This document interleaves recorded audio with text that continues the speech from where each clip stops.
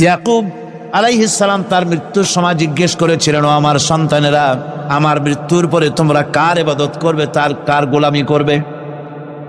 তারা জবাব দিলেন, ক্বালু না'বুদু ইলাহাকা ওয়া ইলাহা আবাইকা ইব্রাহিম ওয়া ইসমাঈল ওয়া ইসহাক ইলাহাও ওয়াহিদান ওয়া নাহনু লাহু মুসলিমুন।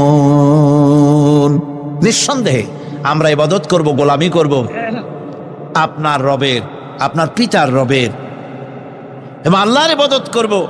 আপনিও আপনার পূর্বপুরুষ ইব্রাহিম, ইসমাইল যে আল্লাহকে ইবাদত করেছে, সে আল্লাহ পাকের ইবাদত আমরা করব এবং তার অনুগত হয়ে থাকব। সম্রাট শাহজাহানের সময় এক ফকির ভিক্ষা করে বেড়াতো।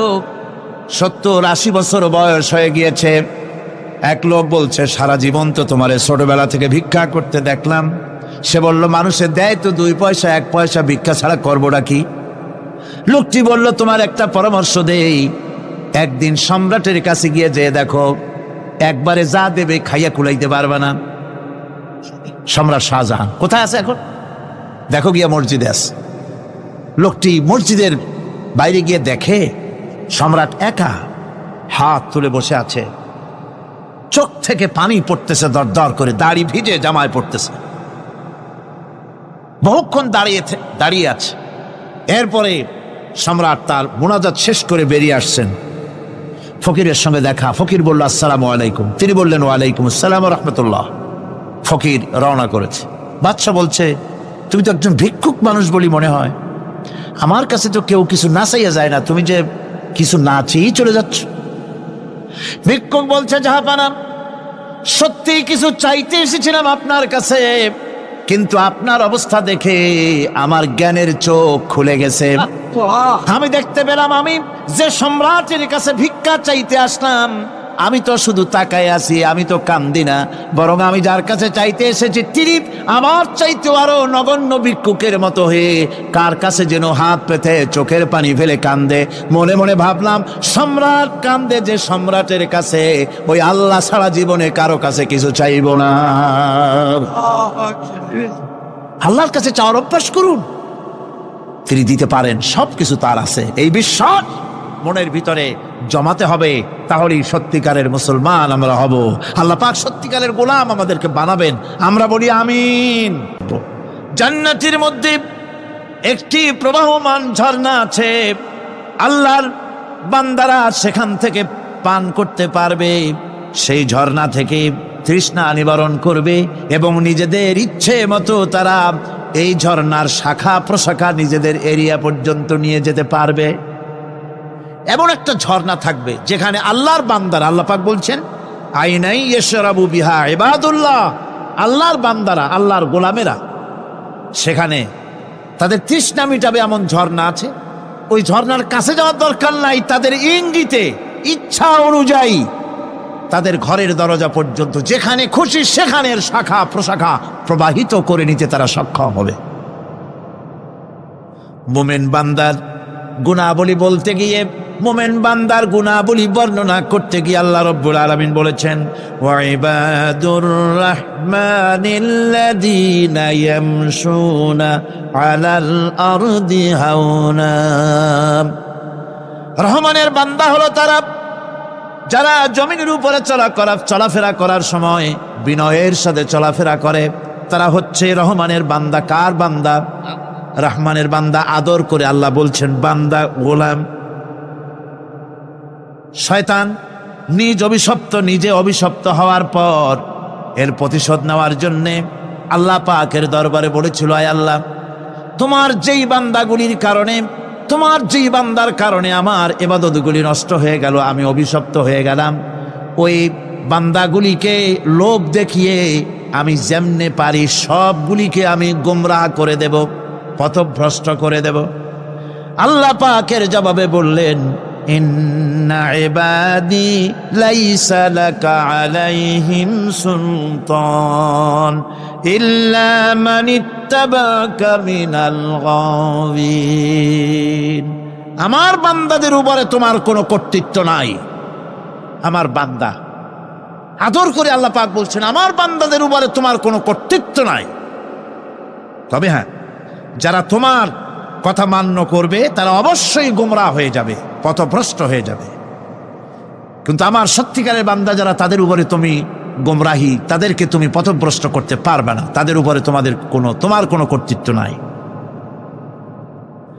ভাইরা আমার, হযরত ঈসা আলাইহিস সালামের ব্যাপারে, হযরত ঈসা আলাইহিস সালামকে খ্রিস্টানেরা তারা বলেছে ওয়াকালাতিন নাসারাল মাসীহু ইবনুল্লাহ, মসিহ হচ্ছে কার ছেলে?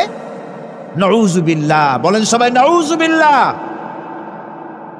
তাকে যখন আল্লাহর ছেলে বলা হলো, আল্লাহর পুত্র বলা হলো, রব্বুল আলামিন তার জবাবে বললেন ইন হুয়া ইল্লা আবদুন আনআমনা আলাইহি, তিনি তো একজন বান্দা, তিনি আমার বান্দা ছাড়া আর কিছুই নন, আমি তার প্রতি অনুগ্রহ করেছি।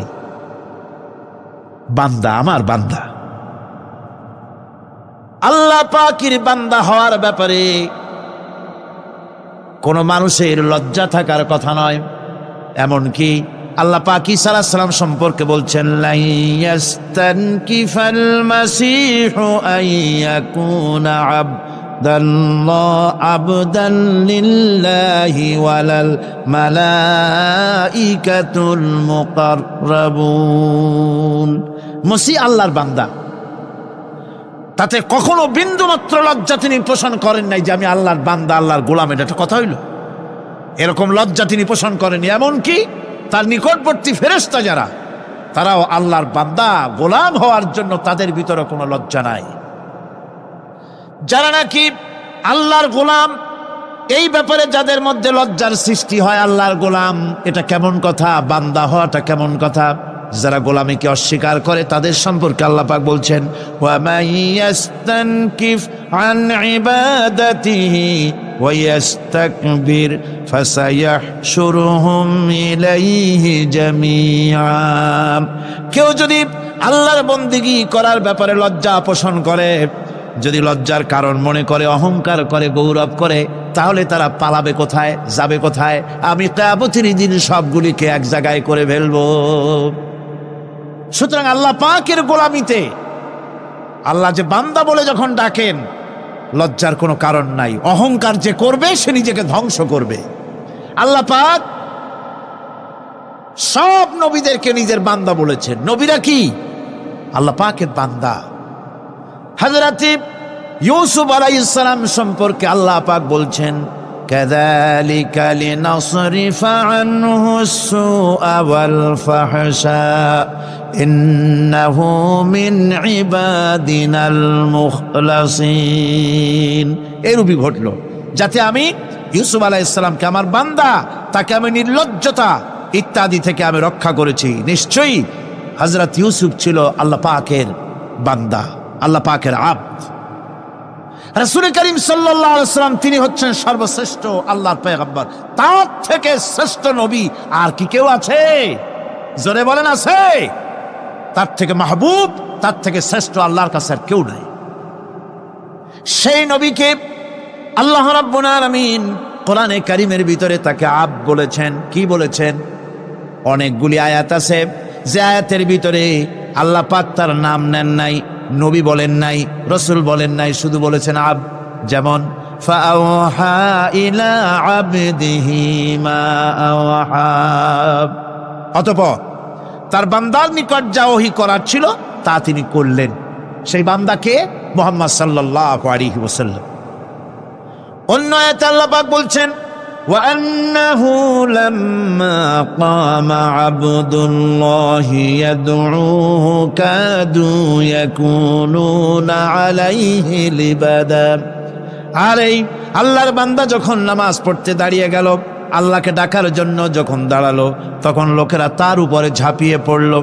ঝাঁপিয়ে পড়ার জন্য প্রস্তুতি গ্রহণ করলো। এখানে আব বলা হয়েছে কাকে? মুহাম্মদ সাল্লাল্লাহু আলাইহি সাল্লামকে। এভাবে করে অন্য এক আয়াতে আল্লাহ পাক তার হাবিবকে আব বলছেন, বান্দা বলতেছেন, ইন কুনতুম ফি রাইবিম মিম্মা নাযালনা আলা আবদিনা, আমার বান্দার উপরে যে কিতাব নাজিল করেছি তাতে যদি তোমাদের কোনো সন্দেহ হয়, এই যে আমার বান্দার উপরে, ওই বান্দা কে বলেন সবাই? মুহাম্মদ রাসূলুল্লাহ সাল্লাল্লাহু আলাইহি ওয়াসাল্লাম। অন্য আয়াতে বলা হচ্ছে, তাবারাকাল্লাযী নাযালাল ফুরকানা আলা আবদিহি লিয়াকুনা লিল আলামিনা নাযীরা। অতীব বরকতপূর্ণ সেই মহান সত্তা যিনি তার বান্দার উপরে ফুরকান নাজিল করেছেন। কে সেই বান্দা? মুহাম্মদ সাল্লাল্লাহু আলাইহি ওয়াসাল্লাম। মেরাজের ঘটনা বলতে গিয়ে আল্লাহ রাব্বুল আলামিন বলতেছেন, সুবহানাল্লাযী আসরা বিআবদিহি লাইলাম মিনাল মাসজিদিল হারামি ইলাল মাসজিদিল আকসা। পবিত্র সেই মহান সত্তা যিনি তার বান্দাকে ইসরা করিয়েছেন। কে সেই বান্দা?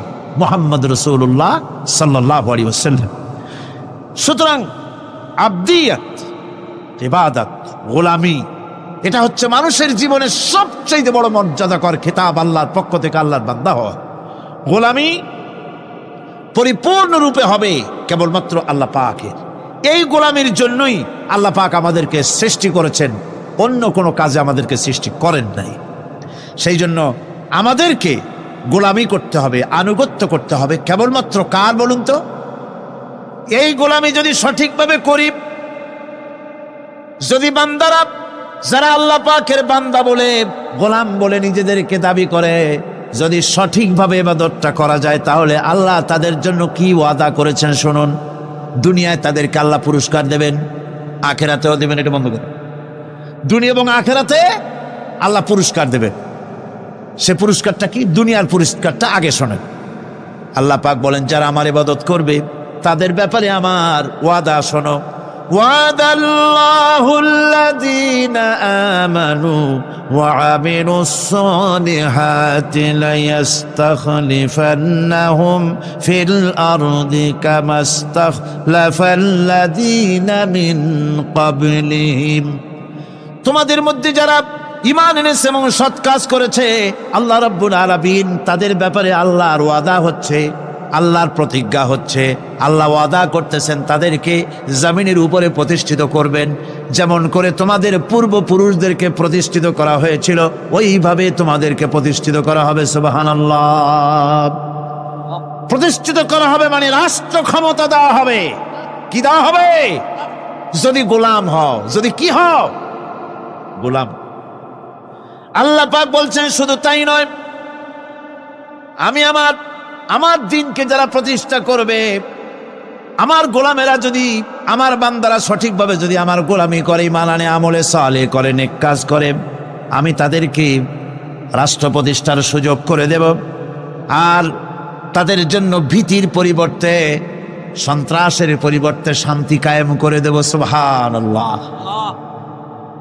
وَلَيُمَكِّنَنَّ لَهُمْ دِينَهُمُ الَّذِي ارْتَضَىٰ لَهُمْ وَلَيُبَدِّلَنَّهُمْ مِنْ خَوْفِهِمْ أَمْنًا। তাদের দিনকে তারা নিজেদের জন্য যা পছন্দ করেছে, অবশ্যই তিনি তা কায়েম করে দিবেন, এবং সন্ত্রাস আর ভীতির পরিবর্তে আল্লাহ নিরাপত্তা দান করবেন। জোরে কোন সুবহানাল্লাহ। সন্ত্রাস বন্ধ হবে, চুরি, ডাকাতি, জেনা, ব্যভিচার সব বন্ধ হয়ে যাবে। তোমরা ক্ষমতায় থাকবে, তোমরা ডমিনেটেড হবে না, তোমরা ডমিনেট করবে। গোটা পৃথিবীকে শাসন করবে, শাসিত তোমরা হবে না।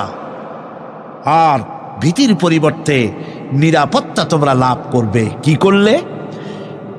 ইয়াবুদুনানি লা ইউশরিকুনা বি শাইআ। সুতরাং তারা যেন আমার ইবাদত করে এবং আমার সঙ্গে যেন কাউকে শরীক না করে। আল্লাহ বলছেন, তোমরা যদি আমার সাথে শরীক না করো, ইবাদতের মধ্যে কাউকে যদি শরীক স্থাপন না করো, আর যদি তোমরা আমার ইবাদতটা সলিডভাবে আমার জন্যই করো, তাহলে রাষ্ট্র ক্ষমতা তোমাদের হাতে আসবে, সন্ত্রাস নির্মূল হবে, শান্তি প্রতিষ্ঠিত হবে। এই হচ্ছে দুনিয়ার পুরস্কার। এটা কিসের পুরস্কার? আর আখিরাতের পুরস্কারের কথা বলা হচ্ছে, ومن يطع الله ورسوله ويخشى الله ويتقه فأولئك هم الفائزون। যে ব্যক্তি আল্লাহ এবং রাসূলের আনুগত্য করেছে, আল্লাহকে ভয় করে চলেছে, তার গজব থেকে বেঁচে রয়েছে, সেই হচ্ছে সফল কাম। সফল কাম মানে কি? কিয়ামতের দিন আল্লাহ পাক তাদেরকে জান্নাত দান করবেন। আল্লাহ পাক তাদেরকে কিয়ামতে কি দিবেন? জান্নাত দিবেন, চিরস্থায়ী শান্তির জায়গা, সেই জান্নাত লাভ করা যাবে। আজ ইবাদতের এই যে গুরুত্বপূর্ণ ইবাদত, এই ইবাদতের ভুল অর্থ সমাজের ভিতরে ছড়িয়ে আছে। সাধারণ মানুষও ভুল করেছে, অসাধারণ মানুষেরাও ইবাদতের ভুল অর্থ করে ভুলের মধ্যে নিমজ্জিত আছে বিরাট সংখ্যক লোকেরা। সাধারণ মুসলমানেরা তারা যে ভুলটা করলো ইবাদতের অর্থ করতে গিয়ে, সেটা হলো এই, সাধারণ লোকেরা মনে করলো কয়েকটা অনুষ্ঠানের নাম হচ্ছে ইবাদত, নামাজ, রোজা, হজ, যাকাত, সাদকা, ফিতরা, এর নাম হলো ইবাদত। অনুষ্ঠান শেষে তারা নিজেদেরকে স্বাধীন মনে করলো। তারা আল্লাহ পাকের প্রত্যেকটি আইনের ধারাকে লঙ্ঘন করলো। বছরে একবার রোজা রেখে, বছরে 1 মাস রোজা রেখে মনে করলো ইবাদত শেষ। 5 ওয়াক্ত নামাজ পড়ে মনে করলে ইবাদত শেষ। আমি প্রশ্ন করি, 5 ওয়াক্ত নামাজের নামই যদি হয় ইবাদত, 5 ওয়াক্ত নামাজের নামই ইবাদত, এটাই যদি হয়, তাহলে 5 ওয়াক্ত নামাজ পড়তে সময় লাগে কত? উজু টুজু করে বড় জোর 1-1.5 ঘন্টা সময় লাগে 5 ওয়াক্ত নামাজ পড়তে। তো এর নাম যদি হয় ইবাদত, তার অর্থ কি দাঁড়াবে? অর্থ দাঁড়াবে আপনি 24 ঘন্টার ভিতরে 1 থেকে 1.5 ঘন্টার জন্য আল্লাহর গোলাম, বাকি 22 ঘন্টার জন্য শয়তানের গোলাম হতে কেউ রাজি আছেন? রোজার নামই যদি হয় শুধু ইবাদত, তাহলে তার অর্থ দাঁড়াবে বছরের ভিতরে 1টা মাসের জন্য আপনি আল্লাহর গোলাম, আর 11 মাসের জন্য শয়তানের গোলাম হতে কেউ রাজি আছেন? তাহলে বিষয়টা কি? বিষয়টা হচ্ছে নামাজ, রোজা, হজ, যাকাতি শুধুমাত্র ইবাদত নয়, আনুষ্ঠানিক ইবাদত তো বটেই, কম্পালসারি ইবাদত তো বটেই, কিন্তু শুধুমাত্র নামাজ, রোজা, হজ, যাকাত ইবাদত শুধুমাত্র নয়, এগুলি হচ্ছে ইবাদতের পার্ট, ইবাদতের অংশ। বরং জীবনের সব ক্ষেত্রে আল্লাহর হুকুমকে মানার নামই হচ্ছে, ভাইরা আমার, একদিকে নামাজ রোজা করছি, অন্যদিকে আল্লাহর আইনের প্রতিটি ধারাকে লঙ্ঘন করে চলছে, মিথ্যা ওয়াদা করে, মিথ্যা কথা বলে, সুদ খায়, ঘুষ খায়, জেনা করে, এরপরে অন্যের হক নষ্ট করে, প্রতিবেশীর হক নষ্ট করে, হারাম মাল খায়, হকদারের হক নষ্ট করে, প্রতিবেশীর হক নষ্ট করে, জিন্দা মুর্দা মানুষকে নিজের জন্য শক্তিধর বলে মনে করে, 1 টুকরা রুটির জন্য অথবা 1 ফোঁটা 1 ঘটি পানির জন্য কাফেরের কাছে হাত পেতে দাঁড়ায় থাকে। এই যদি অবস্থা হয়, এটাই যদি হয় ঈমান, আর এটার নামে যদি ইবাদত হয়, তাহলে এই পৃথিবীর মুসলমানের আজ লাঞ্ছিত কেন? আল্লাহর ওয়াদা কি মিথ্যা? নাউযুবিল্লাহি মিন যালিক। আমাদের ইবাদত যদি ঠিক হয়, যদি সত্যিকারের ইবাদত যদি আমরা করে থাকি, তাহলে ক্ষমতায় ইমানদারেরা নাই কেন? বিশ্বজুড়ে মুসলমানেরা লাঞ্ছিত কেন? তাহলে বুঝতে হবে ইবাদতের মধ্যে বিরাট গরমিল করে ফেলেছি, ঠিক কিনা? লক্ষ্য করুন, যেই লোকটা হজ করতেছে, উমরা করতেছে, নামাজ পড়তেছে, মসজিদ মাদ্রাসায় চান্দা দিতেছে, ওই লোকটি আবার ব্যাংকের থেকে সুদের টাকা নিয়ে ব্যবসা চালাইতেছে। ব্যবসা ঠিক রাখার জন্য, ইনকাম ট্যাক্স ফাঁকি দেওয়ার জন্য ব্যবসায়ীরা 2 ধরনের 3 ধরনের খাতা মেনটেন করছে।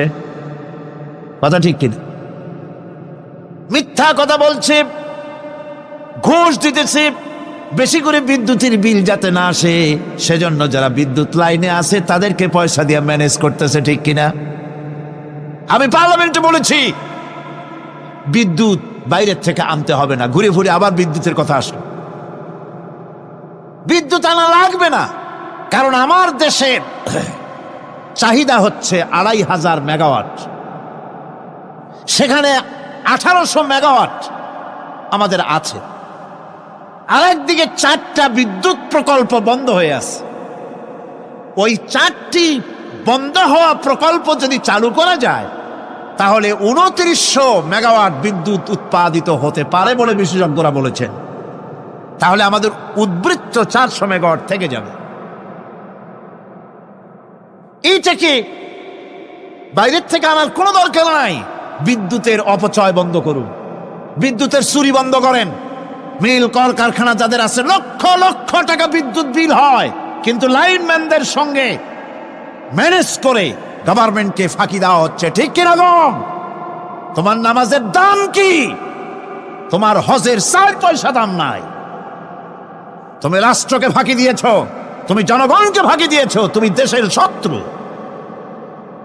টেলিফোনের বিল হাজার হাজার টাকা, লাখ টাকার বেশি বিল হয়, লাইনম্যানের সঙ্গে ম্যানেজ করে 500, 700, 2000 টাকা দিয়ে সারিয়ে দেয়। ঠিক কিনা? এরা জাতির শত্রু, দেশের শত্রু। এদেরকে ফায়ারিং স্কোয়াডে নিয়ে ক্রাশ ফায়ার করে উড়ায় দেওয়া উচিত। এরা দেশের দুশ্মন। আজ সিস্টেম লসের নাম দিয়া বিদ্যুৎ চুরির আরেক ব্যবস্থা করা হয়েছে। সিস্টেম লস করে ওনারা নিজেরা, আর এর ভোগান্তি জনগণকে করতে হয়। কসাইয়ের মতো ছুরি দিয়া জবাও করে জনগণের কাছ থেকে সিস্টেম লসের চার্জ আদায় করা হয়। আমি পার্লামেন্টে বলেছি, মাননীয় স্পিকার, সিস্টেম লস এই নামটা উঠায় দেন, এই প্রথা বন্ধ করে দিন। বিদ্যুৎ ধার করা লাগবে না। আল্লাহ আমাদের দেশে যথেষ্ট দিছে, কোনো জিনিসের অভাব নাই। এখানে গ্যাস আছে, তেল আছে, বিদ্যুৎ আছে, পাট আছে, চা আছে, নাই কি? অন্তত 8.5 কোটি টাকার কাগজ গুদামের মধ্যে বন্দী হয়ে আছে। ভারতকে ক্ষতি করার জন্য সে দেশ থেকে কাগজ এনে খবরের কাগজ ছাপানো হচ্ছে, আর 8.5 কোটি টাকার কাগজ নষ্ট হয়ে যাচ্ছে, আমার দেশের কাগজ। সুতরাং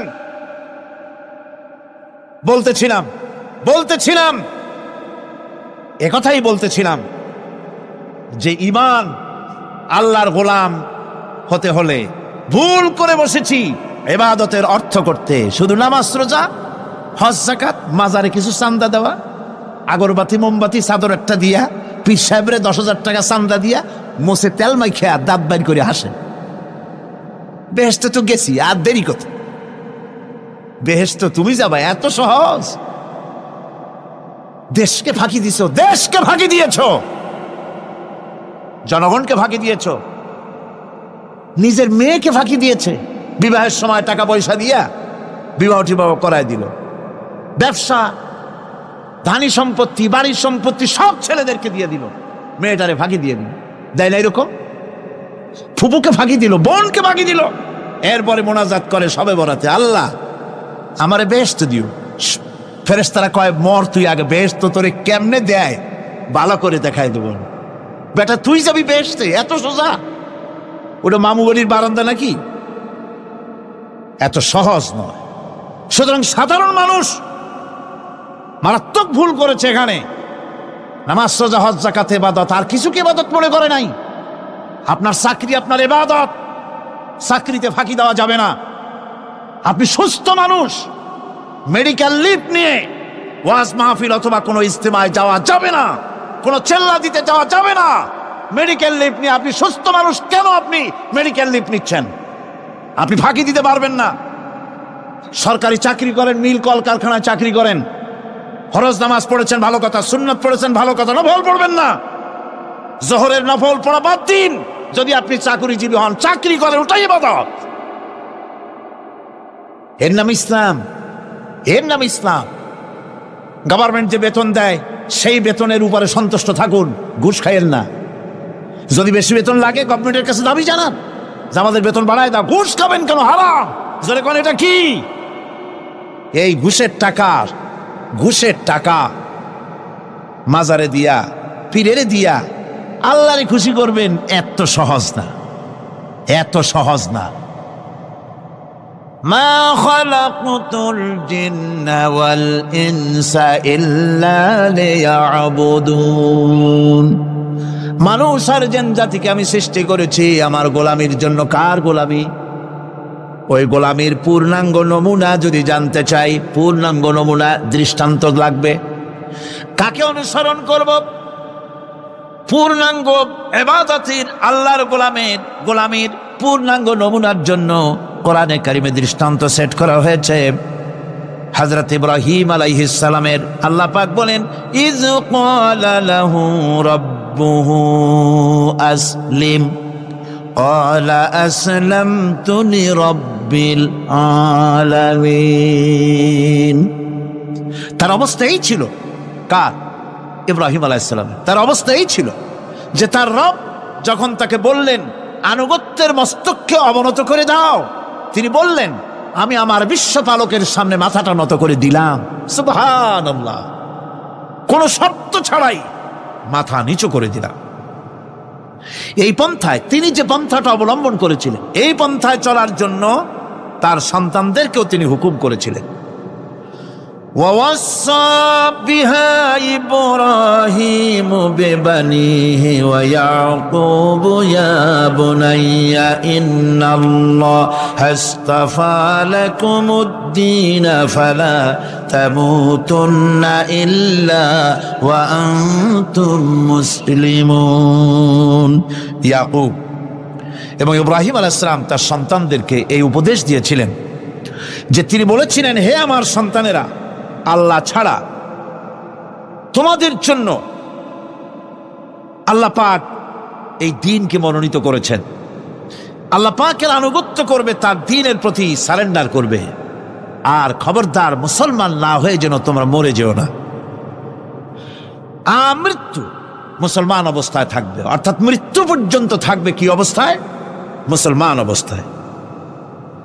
أم كنتم شهداء إذ حضر يعقوب الموت إذ قال لبنيه ما تعبدون من بعدي।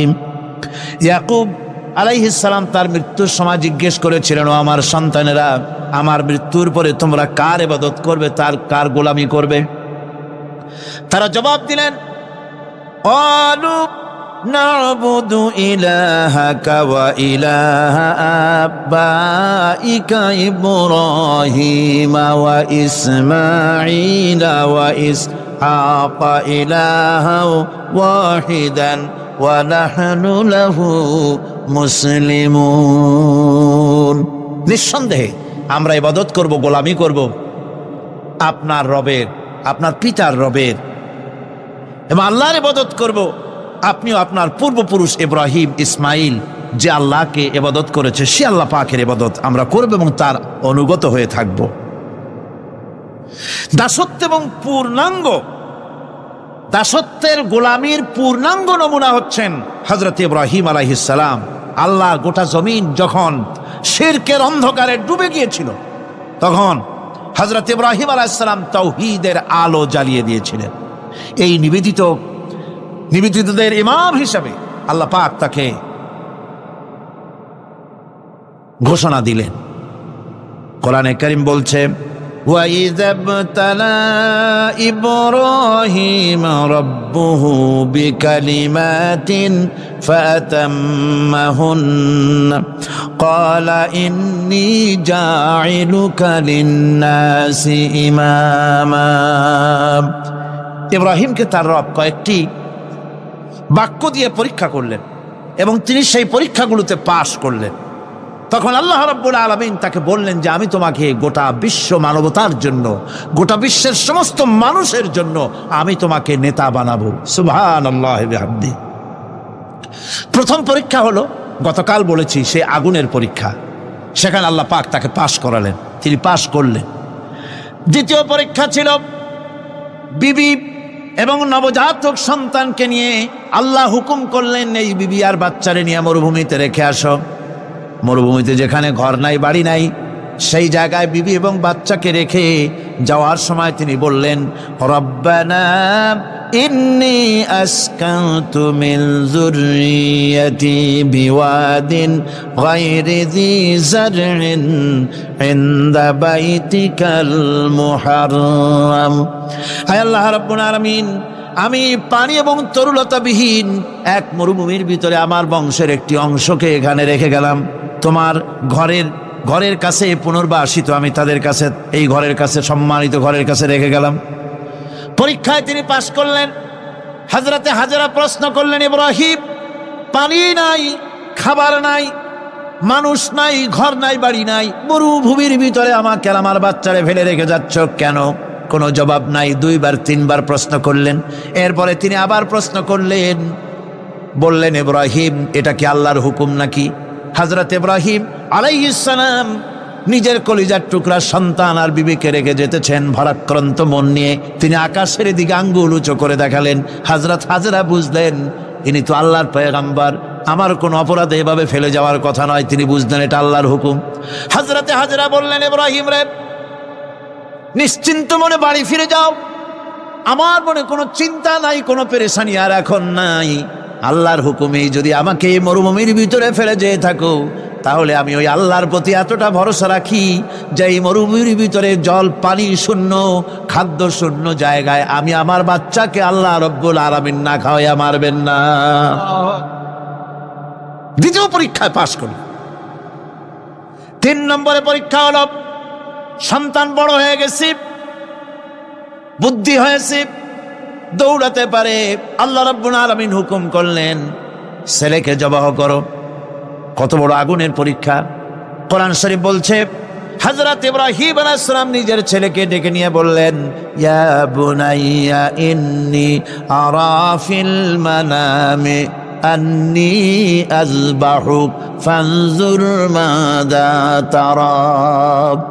হে আমার কলিজার টুকরা সন্তান, আমি স্বপ্নে দেখেছি যেন আমি তোমাকে জবাহ করতেছি, তোমার রায় কি, তোমার মত কি, আমারে শোনাও। ছেলে পয়গম্বর, ছেলে তার জবাবে বললেন, ইয়া আবাতি ফাআল মা তু'মার সাতাজিদুনি ইনশাআল্লাহু বিনাস সাবিরিন।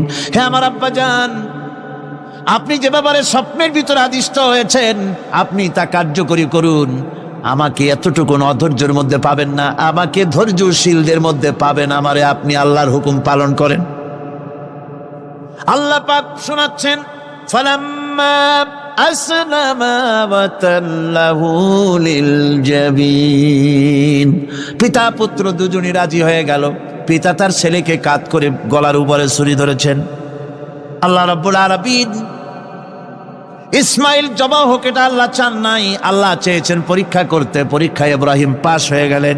আল্লাহ পাক বলছেন, ওয়ানাদাইনাহু আইয়া ইব্রাহিম ক্বাদ সাদ্দাকতার রুইয়া ইন্না কাযালিকা নাজজিল মুহসিনিন। আমি ইব্রাহিমকে ডেকে বললাম, ইব্রাহিম, তুমি তোমার স্বপ্নকে বাস্তবে রূপ দিয়েছো, আর এভাবেই করি আমি মুহসিনিনদেরকে পুরস্কৃত করে থাকি। আল্লাহ পাক খুশি হলেন। আল্লাহ পাক বললেন, ইন্না হাযা লাবালাউল মুবিন। নিঃসন্দেহে এটি একটি বিরাট পরীক্ষা ছিল, ঠিক কি না গণ? আল্লাহ নিজে বলছেন এটা একটি বিরাট পরীক্ষা, আজিম ইমতিহান। সে ইমতিহানে তিনি পাশ করলেন। পরীক্ষায় উত্তীর্ণ হওয়ার জন্য রব্বুল আলামিন পুরস্কার দিয়া দিলেন। আল্লাহ পাক বললেন, সালামুন আলা ইব্রাহিম। পড়েন সবাই, সালামুন আলা ইব্রাহিম। ইব্রাহিমের প্রতি আল্লাহ পাক বললেন, ইব্রাহিমের প্রতি সালাম রইল। সুবহানাল্লাহি ওয়া বিহামদিহি। ইবাদত এর আনুগত্যের এই উৎকৃষ্ট দৃষ্টান্ত স্থাপনের পর আল্লাহ পাক তার গোটা বিশ্বের মুসলমানদেরকে কিয়ামত পর্যন্ত ইব্রাহিম আলাইহিস সালামকে জাতির পিতা বানায়া দিলেন। সুবহানাল্লাহ, কইতে ইচ্ছা করে না? এরকমের পরীক্ষা কোন পিতারা দিতে পারছে নাকি? গোটা বিশ্বের সমস্ত মানব মণ্ডলীর জন্য আল্লাহ পাক ইব্রাহিম আলাইহিস সালামকে কিয়ামত পর্যন্ত জাতির পিতা হিসাবে ঘোষণা করেছেন। সুবহানাল্লাহ। মিল্লাতা আবিকুম ইব্রাহিম হুয়া সাম্মাকুমুল মুসলিমিন। তোমরা তোমাদের পিতা ইব্রাহিমের মিল্লাতের উপর প্রতিষ্ঠিত হও। আল্লাহ পাক বলছেন, তোমাদের পিতা ইব্রাহিমের মিল্লাতের উপর প্রতিষ্ঠিত হও। আর আল্লাহ তোমাদের নাম রেখেছে মুসলমান, তোমরা হচ্ছে মুসলমান। আমাদের পরিচয়, ওই যে পরিচয়ের কথা আগে হয়ে গেছে, আমাদের পরিচয় আমরা মুসলমান। আমাদের পরিচয় কি? মুসলমান, এটা প্রথম পরিচয়। ইবাদতের পূর্ণাঙ্গ মাপকাঠি হিসেবে আল্লাহ পাক হযরত ইব্রাহিম আলাইহিস সালামকে দুনিয়াবাসীর সামনে পেশ করেছে। কোরআন বলছে ইহুদি এবং খ্রিস্টানেরা মুসলমানদেরকে বিভ্রান্ত করতে চায়। তারা বলে ওয়াকালু কুনু হুদান আও নাসারা তাহতাদু কুল বাল মিল্লাতা ইব্রাহিম হানিফা ওয়া মা কানা মিনাল মুশরিকিন। ইহুদিরা বলে ইহুদি হও তবেই তোমরা সঠিক পথ পাবা, খ্রিস্টানের বলে খ্রিস্টান হও তবেই তোমরা সঠিক পথ প্রাপ্ত হবে। আল্লাহ পাক বলছেন এদের সকলকে বলে দাও বরং তোমরা সব পরিত্যাগ করে মিল্লাতে ইব্রাহিমের ভিতরে শামিল হয়ে যাও। এটাই মুক্তির পথ, এটাই নাজাতের পথ, এটাই আল্লাহর পথ। সুবহানাল্লাহি ওয়া বিহামদি। এমনকি রাসূল করিম সাল্লাল্লাহু আলাইহি ওয়াসাল্লামকে আল্লাহ পাক বলেছেন আনিত্তাবি' মিল্লাতা ইব্রাহিম হানিফা, চারদিক থেকে মুখ ফিরিয়ে এনে মিল্লাতে ইব্রাহিমের ভিতরে শামিল হয়ে যাও, তারই অনুসরণ করো। রাসূল করিম সাল্লাল্লাহু আলাইহি ওয়াসাল্লাম ইবাদত বা আনুগত্যের সর্বোৎকৃষ্ট নমুনা হওয়ার কারণে ইব্রাহিম আলাইহিস সালাম সম্পর্কে হুজুর বলেছেন ইন্না ইব্রাহিমা খায়রুল বারিয়া, রাওয়াহু মুসলিম। হুজুর সাল্লাল্লাহু আলাইহি ওয়াসাল্লাম বলেছেন ইব্রাহিম হচ্ছেন জগতের সর্বোত্তম ব্যক্তি। সুবহানাল্লাহ। সুতরাং আমাদেরকে ইবাদতের নমুনা হিসেবে ইব্রাহিম আলাইহিস সালামকেও মানদণ্ড হিসেবে দেখতে হবে যে কিভাবে তিনি সারেন্ডার করেছিলেন আল্লাহ পাকের দরবারে। এখন আমি আপনাদের সামনে বলতে চাই, মানুষের জীবনে সবচাইতে বড় দুটি চাহিদা আছে, একটা হচ্ছে খাদ্য আর একটা হচ্ছে নিরাপত্তা। একটা খাদ্য আর একটা কি? নিরাপত্তা। পেট ভরে খাইতে চাই আর চোর ডাকাতের উপদ্রব থেকে নিরাপত্তা পেতে চায়। আইন শৃঙ্খলা পরিস্থিতির উপরে যখন পার্লামেন্টে আলোচনা হচ্ছিল, আমি তখন বলেছি মাননীয় স্পিকার, আমার দেশের সাধারণ ভোটারদের বড় কোনো আশা আকাঙ্ক্ষা নাই। তারা কোনোদিন বলে না যে আমাদের গুলশানে বাড়ি দিতে হবে, সকলে আমাদেরকে মঙ্গল গ্রহে অফিস বানায় দিতে হবে, বাসেরও গাড়ি দিতে হবে, এগুলি তারা দাবি করে না। যারা ভোট দেয়, কষ্ট করে, মিছিল করে, এই সাধারণ জনগণের দাবি হচ্ছে মিনিমাম দাবি, খুবই কম। তাদের দাবি হলো মোটা সুতার কাপড় চাই ইজ্জত ঢাকার জন্য, পেট ভরে খেতে চাই, পোলাও কোরমা বিরিয়ানির দরকার নাই, আর আশ্রয়ের জন্য ছোট্ট একটু ঘর চাই, চোর ডাকাতের উপদ্রব থেকে নিরাপত্তা চাই। কথা ঠিক কিনা? আমি বললাম স্পিকার সাহেব, আজ পর্যন্ত যতগুলি গভর্নমেন্ট এসেছে বাংলাদেশে, প্রত্যেকটি গভর্নমেন্ট আমার দেশের জনগণের এই ন্যূনতম দাবি, এই আশা পূরণ করতে ব্যর্থতার পরিচয় দিয়েছে। কেউ পারে নাই। যারাই গেছে তারাই তাদের নিজেদের আখের গোছাবার চেষ্টা করেছেন। সব নিজেকে নিয়ে ব্যস্ত, নিজের লোকদের নিয়ে ব্যস্ত, জনগণ নিয়ে চিন্তা নাই। সুতরাং মানুষের চাহিদা হচ্ছে খাদ্য আর নিরাপত্তা। আমরা কি খাদ্য আর নিরাপত্তা সত্যি কি চাই? চাই। খাদ্য যদি চাই ক্ষুধার সময়, নিরাপত্তা যদি চাই ভীতির সময়, আল্লাহ রাব্বুল আলামিন বলেন কোন গভর্নমেন্ট দিতে পারবে না, দুনিয়ায় কেউ দিতে পারে নাই, পারবেও না।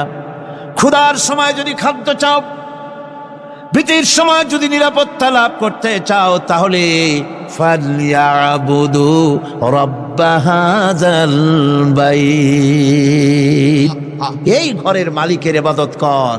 কোন ঘর? কাবা ঘর। বলেন কোন ঘর? কাবা ঘর। কাবা শরীফের মালিকের ইবাদত কর। তাহলে কি হবে? আল্লাযী আত'আমাহুম মিন জু'ইন ওয়া আমানাহুম মিন খাউফ। এই ঘরের মালিকের ইবাদত যদি করো, তাহলে ক্ষুধার সময়ে তিনি তোমাদেরকে খেতে দিবেন, আর ভীতির সময় তিনি তোমাদের নিরাপত্তা দান করবেন। এ ওয়াদা কার? চিল্লায় বলেন ওয়াদা কার? আল্লাহ পাকের ওয়াদা বিশ্বাস হলো না, এমনই পোড়া কপালের মুসলমান। নির্বাচন যখন আসলো, সলিমউদ্দিন সাহেব আসতেন মঞ্চের উপরে, পরিচয় করানো হচ্ছে।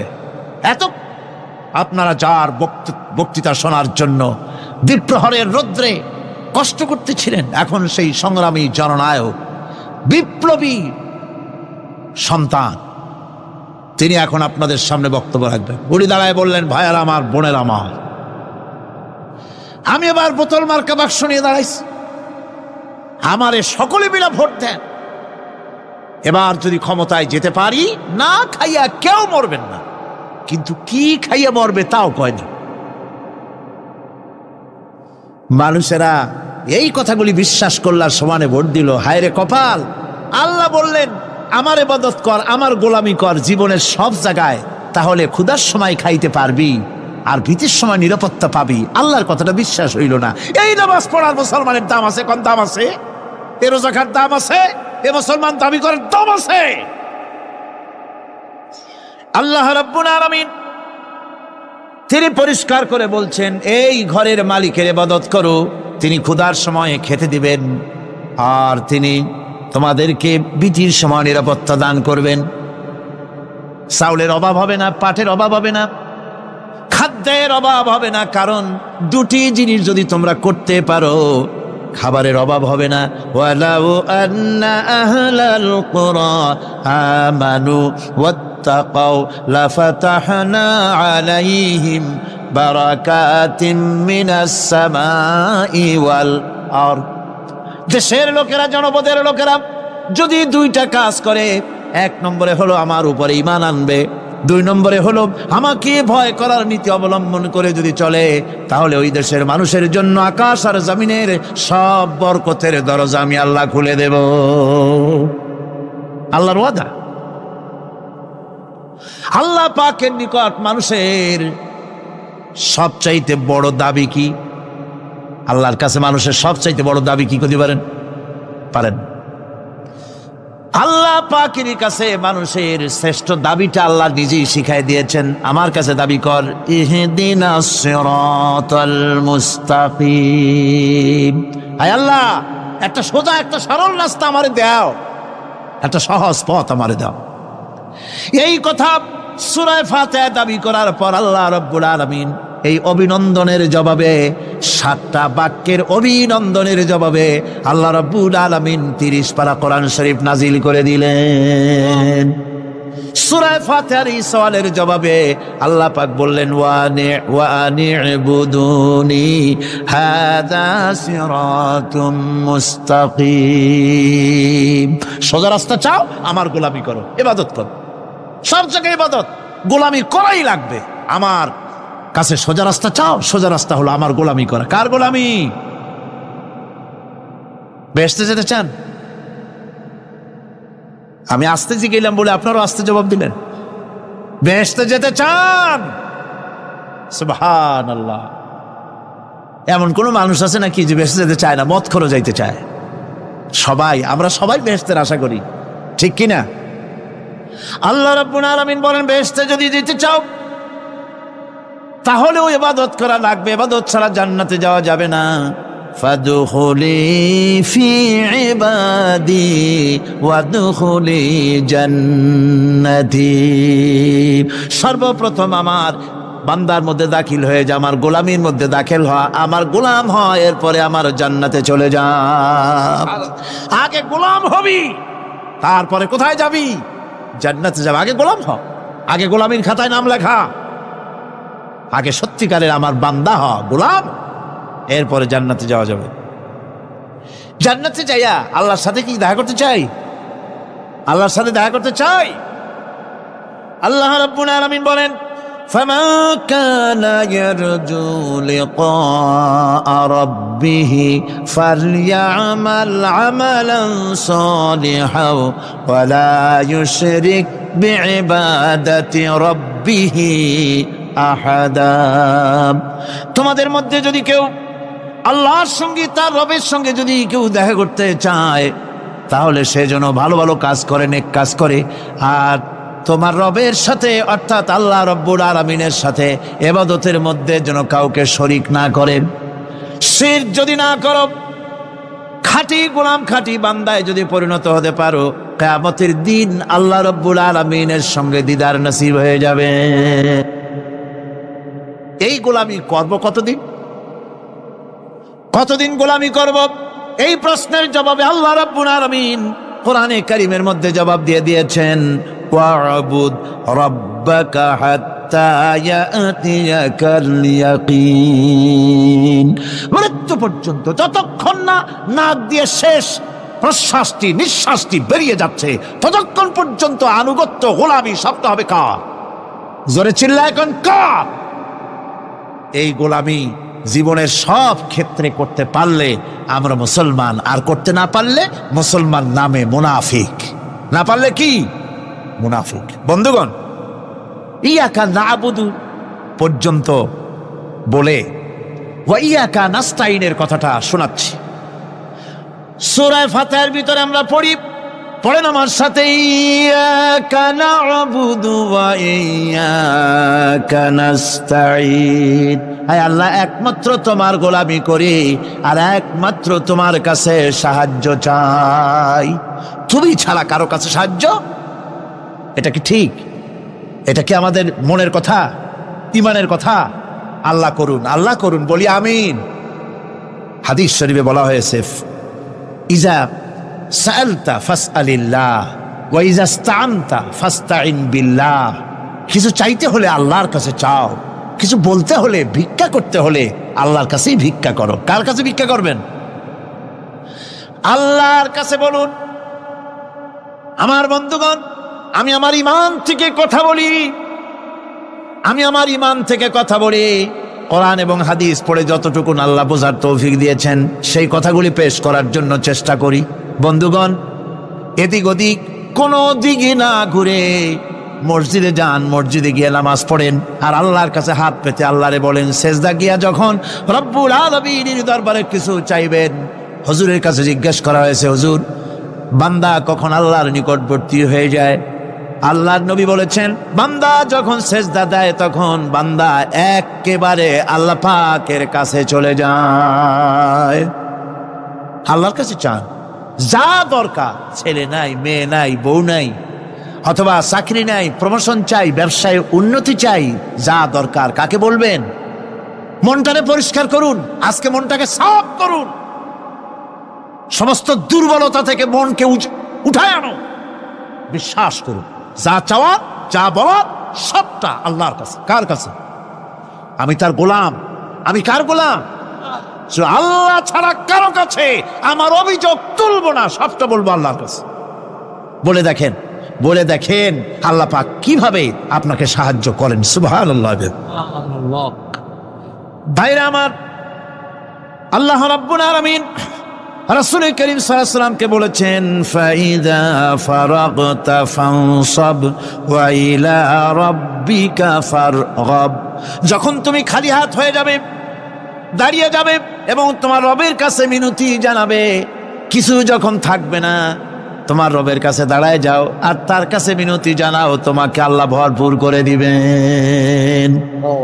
ভান্ডের কোনো অভাব নাই। আমাদের ভান্ড হচ্ছে যত দেব তত কমবে, আর আল্লাহর ভান্ড যত দেয় তত সমান সমান থাকে, মোটেই কমে না, মোটেই কমে না। সুতরাং দয়াল বাবা, বাবাজান, কেবলাজান বাবা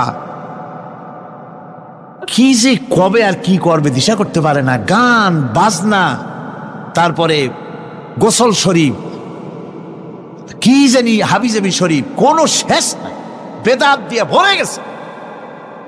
এগুলি বিশ্বাস করবেন না, বিদআত খারাফা, এর সাথে মুসলমানের কোনো সম্পর্ক নাই। গান বাজনার সাথে মুসলমানের কোনো সম্পর্ক। হাতে কতগুলো ঢোল নিয়ে তারপরে মাজারের কাছে গিয়ে ঢোল বাজায়, কবরের কাছে, মাথায় কতগুলো চুল, দাঁতে ময়লা, মোষগুলা ঠোঁট দুইটা ঢাইকিয়া দাড়ির কাছে এসে পড়ছে। হায় হায় রে, এই রকমের মোষ আমি মাঝে মধ্যে চিন্তা করি যে দই খায় কেমনে এরা। গাঁজা মদ খাইয়া এগুলো মাজার মধ্যে গিয়ে পড়ে থাকে, আর কি জানি আছে ওইটারে ঘষে এলো আর বলে মদিনা যাব কেমনে, মদিনা যাব কেমন। তুই মদিনা যাবি কেমনে? মদ খেয়ে গাঁজা খেয়ে তুই যাবি মদিনায়, একটা কথা হইল? তোর নাপাক কদম আল্লাহ পাকের আরদে মুকাদ্দাসে উঠতে পারে না। বদকার, জিনাকার, শারাবি, কাবাবি, আল্লাহ পাকের নাফরমান। কতগুলা শালু কাপড় গায়ে দিয়া, মাথায় কতগুলা চুল রেখা, তারপরে গ্রামের নামে শরীফ। আশ্চর্য কথা, এই গ্রামের নাম শরীফ, ওই গ্রামের নামের মাথায় গিয়া শরীফ। শরীফ তো মক্কা শরীফ, মদিনা শরীফ, কোরআন শরীফ, হাদিস শরীফ। আর শরীফের দরকার নাই। শরীফের জাত মারছে গ্রামে গ্রামে শরীফ লাগাইয়া। কর্ণফুলী শরীফ, চন্দ্রকোনা শরীফ। আশ্চর্য কথা, শরীফ শব্দটা তেজ থাকা উচিত, ঠিক কিনা কন? আপনাদেরকে সতর্ক হতে হবে। আনুগত্য এবং গোলামি সকল ব্যাপারে আল্লাহ পাকের করতে হবে। চাইতে হবে কার কাছে? আল্লাহর কাছে। আমার এই কথা আপনাদের মনে আছে কিনা জানি না। সম্রাট শাহজাহানের সময় এক ফকির, এক ভিক্ষুক ভিক্ষা করে বেড়াতো। 70-80 বছর বয়স হয়ে গিয়েছে। এক লোক বলছে, সারা জীবন তো তোমারে ছোটবেলা থেকে ভিক্ষা করতে দেখলাম। সে বলল, মানুষে দেয় তো 2 পয়সা, 1 পয়সা, ভিক্ষা ছাড়া করবোটা কি? লোকটি বলল, তোমার একটা পরামর্শ দেই, একদিন সম্রাটের কাছে গিয়ে যেয়ে দেখো, একবারে যা দেবে খাইয়া কুলাইতে পারবে না। সম্রাট শাহজাহান কোথায় আছে এখন? দেখো গিয়া মসজিদে আছে। লোকটি মসজিদের বাইরে গিয়ে দেখে সম্রাট একা হাত তুলে বসে আছে। চোখ থেকে পানি পড়তেছে দর দর করে, দাড়ি ভিজে জামায় পড়তেছে। বহুক্ষণ দাঁড়িয়ে আছে। এরপরে সম্রাট তার মুনাজাত শেষ করে বেরিয়ে আসছেন। ফকিরের সঙ্গে দেখা। ফকির বলল, আসসালামু আলাইকুম। তিনি বললেন, ওয়ালাইকুম আসসালাম ওয়া রাহমাতুল্লাহ। ফকির রওনা করেছে। বাদশা বলছে, তুমি তো একজন ভিক্ষুক মানুষ বলি মনে হয়, আমার কাছে তো কেউ কিছু না চাইয়া যায় না, তুমি যে কিছু না চেয়েই চলে যাচ্ছ। ভিক্ষুক বলছে, জাহাপানা, সত্যি কিছু চাইতে এসেছিলাম আপনার কাছে, কিন্তু আপনার অবস্থা দেখে আমার জ্ঞানের চোখ খুলে গেছে। আমি দেখতে পেলাম, আমি যে সম্রাটের কাছে ভিক্ষা চাইতে আসলাম, আমি তো শুধু তাকায় আছি, আমি তো কান্দি না, বরং আমি যার কাছে চাইতে এসেছি তিনি আমার চাইতে আরো নগণ্য ভিক্ষুকের মতো হয়ে কার কাছে যেন হাত পেতে চোখের পানি ফেলে কান্দে। মনে মনে ভাবলাম, সম্রাট কান্দে যে সম্রাটের কাছে, ওই আল্লাহ ছাড়া জীবনে কারো কাছে কিছু চাইব না। আল্লাহর কাছে চাওয়ার অভ্যাস করুন, তিনি দিতে পারেন, সবকিছু তার আছে। এই বিশ্বাস মনের ভিতরে জমাতে হবে, তাহলেই সত্যিকারের মুসলমান আমরা হব। আল্লাহ পাক সত্যিকারের গোলাম আমাদেরকে বানাবেন। আমরা বলি আমিন। আজকে আমি বেশি কথা বলবো না, কারণ আজকে হলো পবিত্র এক রাত। অনেকে রোজা রেখেছেন, আবার সারা রাত অনেকে ইবাদত করবেন। সুতরাং সেই পথে আমি আর অন্তরায় সৃষ্টি করতে চাই না। আজকের মতো ইয়াকা নাবুদু ওয়া ইয়াকা নাস্তাইন আজকের মতো শেষ করা হলো। 2 দিন ধরে ইয়াকা নাবুদের উপরে, ইবাদতের উপরে 2 দিনে যে আলোচনা করলাম, আল্লাহ করালেন। আমি আশা করি ইবাদতের একটা ক্লিয়ার কনসেপশন আপনাদের তৈরি হওয়ার কথা ইনশাআল্লাহ। হয়েছে কিনা? আল্লাহ পাক কবুল করুন, জোরে বলে আমিন। আমি যা বুঝাতে চেষ্টা করেছি কোরআন দিয়ে, আল্লাহর কোরআনকে কোরআন দিয়ে বুঝাতে চেষ্টা করেছি, ঠিক কিনা? আল্লাহ পাক আমাদেরকে কবুল করুন, আমরা যেন ইবাদত বুঝি, জোরে কোন আমিন।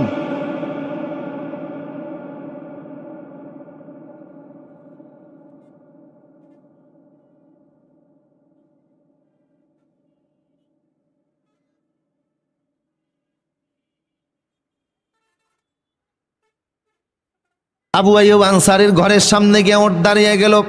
আপনারা আছেন আমার সাথে? আবু আইয়ুব আনসারী আল্লাহর নবীর আসবাবপত্র সব ঘরে নিয়ে গেলেন। রসুল মদিনাতে এসেছে, একটা বাড়িতে অবস্থান করতেছে। সংবাদ সারা মদিনায় ছড়িয়ে পড়ল। দলে দলে লোকজন রসুলের সঙ্গে সাক্ষাৎ করতে আসলো। এদের ভিতরে অমুসলিমও ছিল, মুশরিক ছিল, ইহুদি ছিল, খ্রিস্টান ছিল। ইহুদিদের একটা দল, ওই কমিউনিটির ইহুদিদের ভিতরে সবচেয়ে বড় যিনি আলেম ছিলেন, জ্ঞানী ছিলেন, বড় নেতা ছিলেন, নাম ছিল আব্দুল্লাহ ইবনে সালাম। কি নাম? যুবকরা কথা বলতেছে না, কি নাম? আব্দুল্লাহ ইবনে সালাম রসুলের সঙ্গে সাক্ষাৎ করলেন, আপাদ মস্তক দেখলেন, চেহারার দিকে তাকিয়ে বললেন, মুহাম্মদ সাল্লাল্লাহু, আমি ইহুদিদের নেতা, আমার আদেশে হাজার হাজার ইহুদি অনুসরণ করে। মদিনার কমিউনিটিতে আমি সবচেয়ে বড় আলেম, তাওরাতের হাফেজ। ইন্নী সাইলুকা আন সালাসিন লা ইয়ালামুহুন্না ইল্লা নাবিয়্যুন। আমি আপনাকে 3টি প্রশ্ন করব, আমার বিশ্বাস নবী সারা পৃথিবীর কেউ এই 3টি প্রশ্নের অ্যান্সার জানে না। একমাত্র নবীরা এই 3টি প্রশ্নের অ্যান্সার বলতে পারবে, পৃথিবীর আর কেউ পারবে না। আপনি যদি সত্যিকার অর্থে রাসূল হবেন, নবী হবেন, তাহলে আমার প্রশ্নের জবাব দিন। রাসূল বললেন, তুমি প্রশ্ন করো। তিনি বললেন, আমার প্রথম প্রশ্ন হলো, আউয়ালু আশরাতুস সাআ মা হিয়া? মা হিয়া আউয়ালু আশরাতুস সাআ? কিয়ামত তো হবেই, পৃথিবী ধ্বংস তো হবেই, সাধারণ পৃথিবী আসমান জমিন সহকারে সব ধ্বংস হয়ে যাবে। কিন্তু কিয়ামত ধ্বংস, পৃথিবী ধ্বংস হওয়ার আগে কিছু কিছু আলামত ঘটবে। কিয়ামত, পৃথিবী ধ্বংস হওয়ার আগে বড় বড় কিছু আলামত সংঘটিত হবে। তার ভিতর থেকে পৃথিবী ধ্বংসের কিয়ামতের বড় বড় আলামতের প্রথম আলামতটা কি? দ্বিতীয় প্রশ্ন, ইয়া রাসূলুল্লাহ, ওয়া আউয়ালু তুআমিন ইয়াকুলু আহলুল জান্নাহ? জান্নাতের সেই প্রথম খাদ্য কি, যেটা জান্নাতীরা প্রবেশ করেই খাবে? তৃতীয় প্রশ্ন হলো, মা হিয়া ইয়ানজাউল ওয়ালাদু ইলা আবিহি ওয়া ইলা উম্মিহি? কখন সন্তান তার মায়ের মতো হয়, কখন সন্তান তার বাবার মতো হয়? রাসূল বললেন, আব্দুল্লাহ ইবনে সালাম, তুমি এখন আমারে প্রশ্ন করেছো, কিছুক্ষণ আগে জিব্রাইল তোমার প্রশ্নের অ্যান্সারগুলি আমারে জানিয়ে দিয়ে গিয়েছে। তোমার প্রশ্ন হচ্ছে কিয়ামতের প্রথম আলামত কি? আছেন আপনারা? কিয়ামত তো হবেই, এটাকে অস্বীকার করার কোনো সুযোগ, কিন্তু কবে হবে, কখন হবে? ইন্নাল্লাহা ইনদাহু ইলমুস সাআ, সেটা আল্লাহ ভালো জানেন। জিব্রাইল রাসূলুল্লাহকে প্রশ্ন করেছে, ও রাসূল, কিয়ামত কখন হবে আপনি বলেন। রাসূল বলছিলেন, মাল মাসউলু আনহা বিআলাম মিনাস সাইল। জিব্রাইল, আমি জানি না, আপনি জানলে বলেন। কিয়ামত কবে হবে সেই দিন তারিখ জানা নাই, তবে যেদিন পশ্চিম দিক থেকে সূর্য উদিত হবে তার 120 বছর পরে কিয়ামত হবে। আল্লাহু আকবার বলেন। আমার প্রিয় সদীপ, জিব্রাইল বলল, আব্দুল্লাহ ইবনে সালাম বলল, হে রাসূল, কিয়ামত তো হবেই, কিন্তু কিয়ামত সংঘটিত হওয়ার আগে যে বড় বড় আলামতগুলি ঘটবে তার প্রথম আলামতটা কি? রাসূল বললেন, প্রথম আলামত হলো ওহিয়া নারুন তাহশুরুন নাসা মিনাল মাশরিকি ইলাল মাগরিব। কিয়ামতের প্রথম আলামত হলো পূর্ব দিক থেকে একটা আগুনের কুণ্ডলী বের হবে, আগুনের ধোঁয়া বের হবে, জাপান থেকে বের হবে। কোন দিক থেকে? এই আগুনের কুণ্ডলী ভারত, পাকিস্তান, চীন, মঙ্গোলিয়া সহকারে বাংলাদেশ সহ এই পূর্বাঞ্চলের মানুষদেরকে তাড়ায়া পশ্চিম দিকে নিয়ে যাবে। আল্লাহু আকবার। এমন এক আগুন পূর্ব দিক থেকে আল্লাহ বের করে দিবেন, যে আগুনকে নিবানোর মতো ক্ষমতা পৃথিবীর কারো থাকবে না। এখন তো নিমতলিতে আগুন লাগলে বন্ধ করা সম্ভব, পানি ডাললে আগুন নিভে যায়, লঞ্চের মধ্যে আগুন লাগলে সেটাও নিবানো সম্ভব, বিমানের মধ্যে আগুন লাগলেও নিবানো সম্ভব। কিন্তু কিয়ামতের প্রথম আলামত হিসাবে যে আগুনটা আল্লাহ পূর্ব দিক থেকে বের করে দিবেন, ওই আগুনকে নিবানোর মতো ক্ষমতা পৃথিবীর কোনো ফায়ার সার্ভিসের নাই। এটা প্রথম আলামত। বুঝতেছেন কথা? তুমি প্রশ্ন করেছ, আউয়ালু তুআমিন ইয়াকুলু আহলুল জান্নাহ, জান্নাতি লোকেরা যখন জান্নাতে যাবে তখন জান্নাতে তো খাবারের কোনো অভাব নাই, ঠিক কিনা? আদমকে আল্লাহ বলছিলেন, ওয়াকুলা মিনহা রাগাদান, আদম যা খুশি তা খাও, যত ইচ্ছা তত খাও, কারণ বেশি খাওয়ার জায়গা হলো জান্নাত, কম খাওয়ার জায়গা হলো দুনিয়া। সুবহানাল্লাহ বলবেন না? আর আমরা এখন মনে করি না বেশি খাওয়ার জায়গাটাই দুনিয়া, তাই ইচ্ছা মতো খায়, নিজেরটাও খায়, পরেরটাও খায়। খাওয়ার জন্য এত খাওয়া খায়, দেশের ব্যাংকে জায়গা হয় না, তাই বিদেশের ব্যাংকও টাকা পাঠায়। কথা বলেন ঠিক কিনা? এমন খাওয়া খায়, সব খাওয়ারে হিসাব নিবেন কে? হাসিবু কাবলা আন তুহাসিবু, আমি আল্লাহ ধরার আগে নিজেদেরকে একটু হিসাব করো, হিসাব কিন্তু হবে। কথা বলেন ঠিক কিনা? তো জান্নাত হচ্ছে বেশি খাওয়ার জায়গা, ঠিক কিনা বলেন? আর দুনিয়াতে আপনি যত খাবারই খান, স্বাদ পাবেন মাত্র 6 প্রকার। 6 প্রকারের বাইরে পৃথিবীতে কোনো স্বাদ নাই। আমি একবার দুবাইতে বুফের খানা খেলাম, প্রায় 100 প্রকারের আইটেম আমার সামনে দিছে। তা আপনি আর কয়টা খাবেন? যত খাবার খান স্বাদ 6 প্রকার, টক, ঝাল, মিষ্টি, ন্যানো, তেতো, পানসা। এই 6-এর বাইরে কোনো স্বাদ দুনিয়াতে আপনি পাবেন না, হাজারো প্রকার খাবার খেলেও। কিন্তু আল্লাহ বলছেন আলাম নাজআল্লাহু আইনাইন ওয়া লিসানান ওয়া শাফাতাইন, তোমাদেরকে আমি আল্লাহ টেস্টিং বাট জিহ্বা দিয়েছি। এই জিহ্বার মধ্যে স্বাদ দেওয়ার জন্য 10,000 সেল আছে।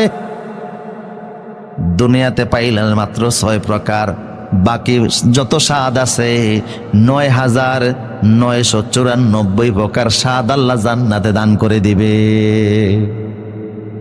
আমরা বেশি খাই অবশ্য নিজের বাড়িতে না, আরেকজনের বাড়িতে, ঠিক কিনা বলেন? কম খাবেন, বরকত আছে না নাই? এক জায়গায় মেজবানির আয়োজন হয়েছে, গৃহকর্তা আসছে আমেরিকা থেকে, গরু লাগে গ্রামবাসীর 5টা, উনি জবাই করছে 10টা। এর মধ্যে 2 গ্রামের মানুষ আমন্ত্রিত, 1 গ্রামের লোকেরা রাগ করে আসে নাই। উনি বললেন ঠিক আছে, বাকি গ্রামে যারা আছে ইচ্ছা মতো খাও।